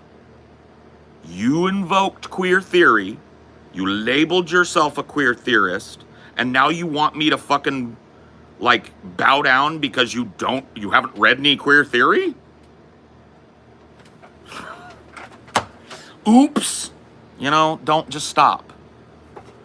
Back out of the hole and just spend less time in here and go look it up. Foucault is online for free.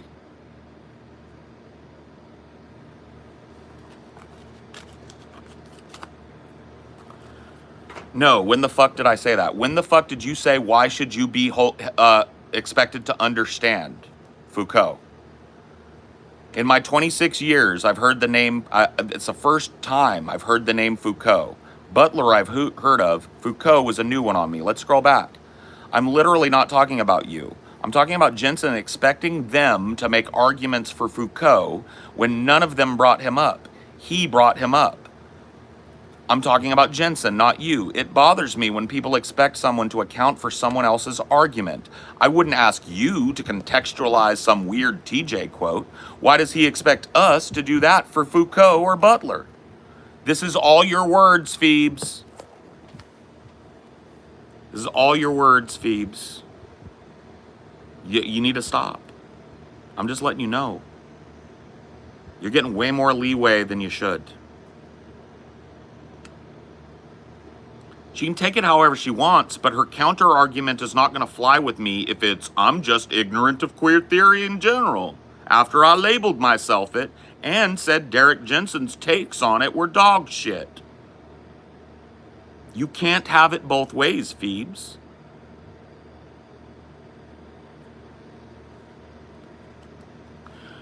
Do I need to scroll back farther and read the argument? Do I need to read the fucking post you made that mentions queer theory. This is gish galloping now. What you're doing right now is called sea lioning. You need to look that up too. Because right now you're sea lioning hella hard. You've been kicked out of this conversation for about 3 or 4 replies, but you're still trying to extend it by going like, that's not my argument. I never said that. You're sea lioning super fucking hard right now, and it makes you look dumb. Stop. Go read Foucault. Go read Butler. Go read the 4 people mentioned by Derek Jensen. Stop trying to argue about from ignorance at me and get an excuse for your fucking shitty take because you ain't never read nothing. Are we clear? I hope we're fucking clear.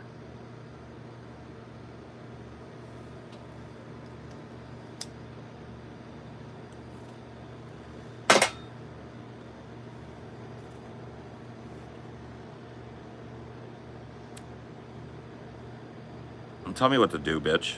Don't swear. Fuck you. Get Happy up out of this fucking flappy before I give his mouth a slappy. Give him the double tappy. Pop, pop. Just to make sure. Don't curse, man.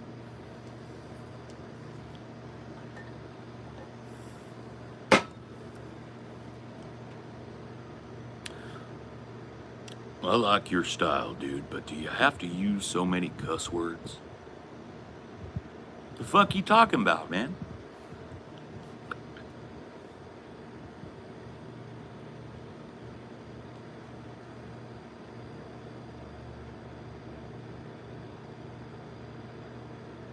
Is Foucault not controversial in America? Sorry, I'm French, and I just came in. Pretty touchy subject here. I would imagine it is, yeah. Foucault is controversial in America amongst philosophers and is widely embraced by queer theory philosophers and widely cited by them. There's a lot of suspect things written by Foucault that they don't like you bringing up.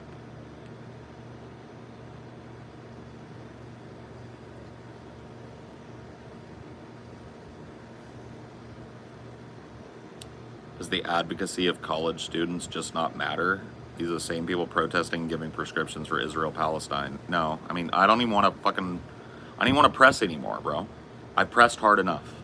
I think she gets it. Hopefully, knowing Phoebes, she'll go read the things, she'll go find the context, and she'll come back and be able to make an argument about it. I didn't label her a queer theorist, she did. I didn't bring up Derek Jensen's queer theory, she did. I was talking about Derek Jensen's endgame theory of human civilization and cities. She invoked queer theory. I played the full context clip, and it went from there, okay? We don't need to relive the whole thing.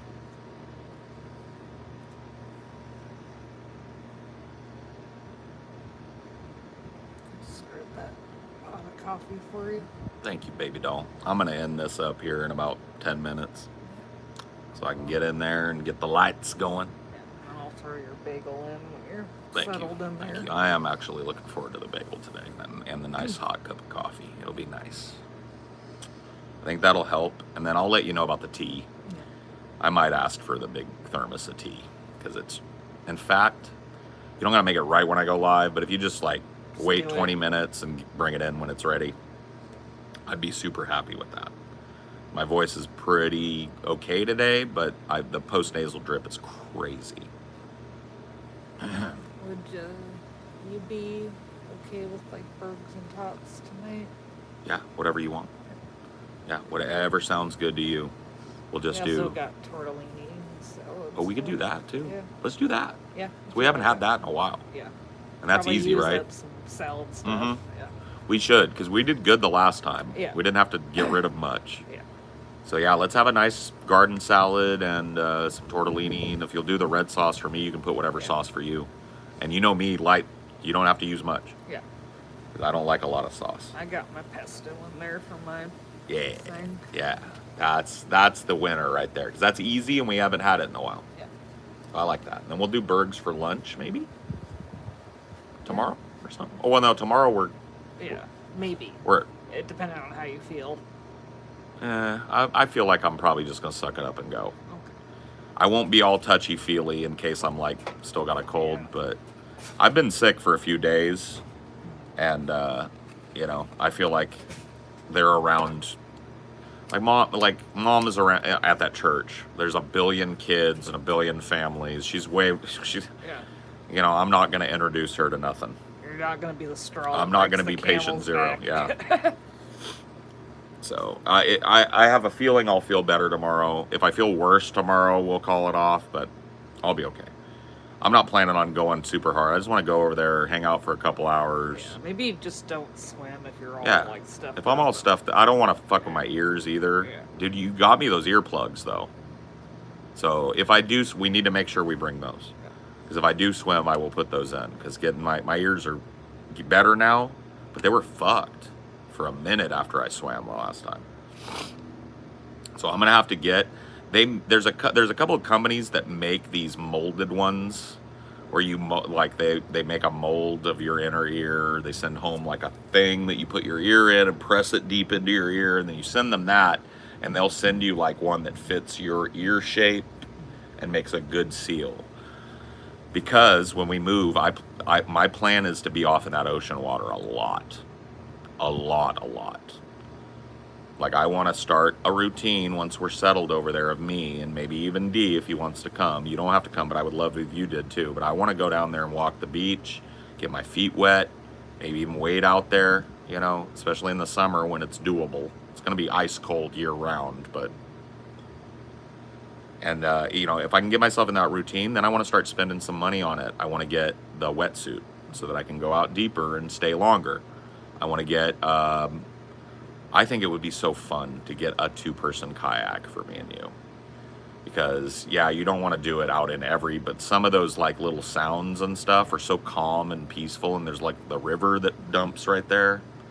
You and I, it would just be so placid for me and you to feed the boys up, lock them up, and for a couple hours, we just load up into the car and take the kayak down. And look at all the beautiful fish and birds and wildlife around the edge of the water. And that's totally doable. A good kayak is a couple grand, maybe $3 or $4 grand for the type that I want, the 2-seater that's big. We've already got the rack mounts on the top of our vehicle. So take it down and get that hooked up, and then it's easy to put it up on top and lock it in. Scuba, and yeah, dude, I want to get the dive watch, and I want to try and see, because there's tide pools. And some of the most beautiful stuff, I have snorkeled a little bit in my life. When I was a kid, there were tide pools near Monterey that we would go to. And one of the things I learned when I snorkeled there is, as cool as the tide pools are, when you walk around them and very carefully look at the stuff that are in the little pools, just under the water offshore is where all the crazy shit is at.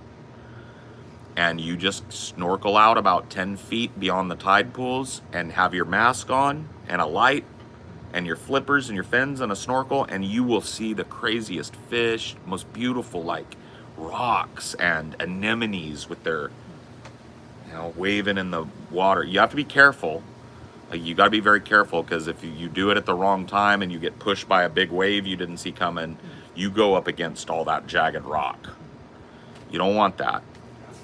But you do it at the right time of day. You do it when the wind blows out the waves after morning, and you've got that long period of a more placid, predictable ocean. Beautiful, beautiful. There's tons of sea glass where I'm moving. There was a pebble, kind of rocky beach there that had tons of polished sea glass, tons of polished rocks, beautiful, like, quartz rocks that are just rose quartz polished all up. Beautiful, beautiful. Has that and a beautiful sandy beach as well, and the tide pool. It's like, that's my shit, man.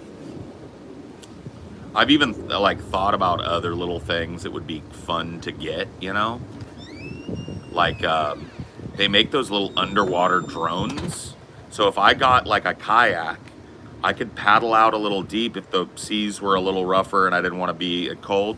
And then I could drop in my drone that's got lights on it and bzzz, and just get some underwater footage. Yeah, they make them. They make them now, and some of them are kind of cheap, and they have like a mount on the front of them. The cheapest ones don't come with a camera, but they have a GoPro mount on the front behind a dome. Yeah, dude. I mean, it's probably going to be like $700-800 to get it, which is expensive. But if it's like a hobby of mine that gets me outside into nature and shit, fuck yeah, dude, that'd be so cool. And I could scuba, and I could get a GoPro for that as well, and get like footage of me diving down, close up the scuba and dive down a few meters, and get a real good pan of like some of the pretty stuff with headlamps and a GoPro. Go back up, scuba around. Cut that up into stuff for you guys. Like, I would love that, man. Have my kayak and just go kayaking near some of the rock formations where I'm moving and just stream. Like, have the GoPro hooked up to the phone camera and stream with you guys. That'd be fucking dope.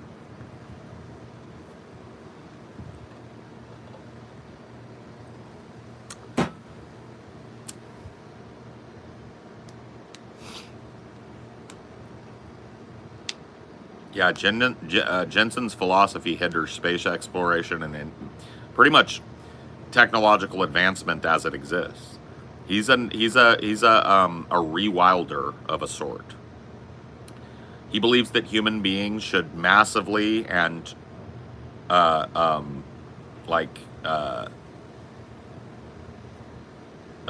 their own free will reduce over time their population numbers and return to a way of living that is sustainable, that doesn't put a big scar on our world and eventually blow it up. So that's like rewilding. He thinks people should move out of these cityscapes, let the land heal, live in smaller groups of people in a more sustainable way, where they grow and hunt their own food in accordance with the ecosystem.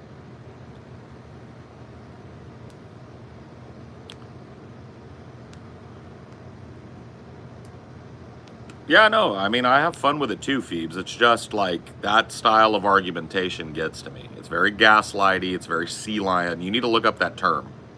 I'm not trying to make fun of you. It's a term. It's like a trolling term. Looping is another term for it. Like sea lions, it's not about the argument anymore. It's about the semantics of the argument.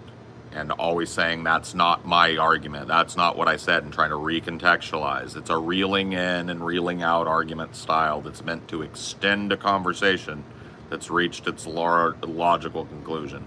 And you can go back and look at the fucking chat logs here. Go look at the term sea lioning. You were doing it. Okay? You may not have meant to do it, but there's a term for it for a reason. And with that, I gotta go, because I got a show in 15 minutes. Make sure you catch that. It's live, and it's free to the public, but only when it's live, bitches. The channel is Deep Fat Fried. We will be live in 15 minutes or so. You'll find the live stream up. If you've never been to one, I invite you to come check it out and see if you like it, because it's pretty fun. It's more of me anyway, right? And the guys I chill with are cool too. I will see you next time. Have a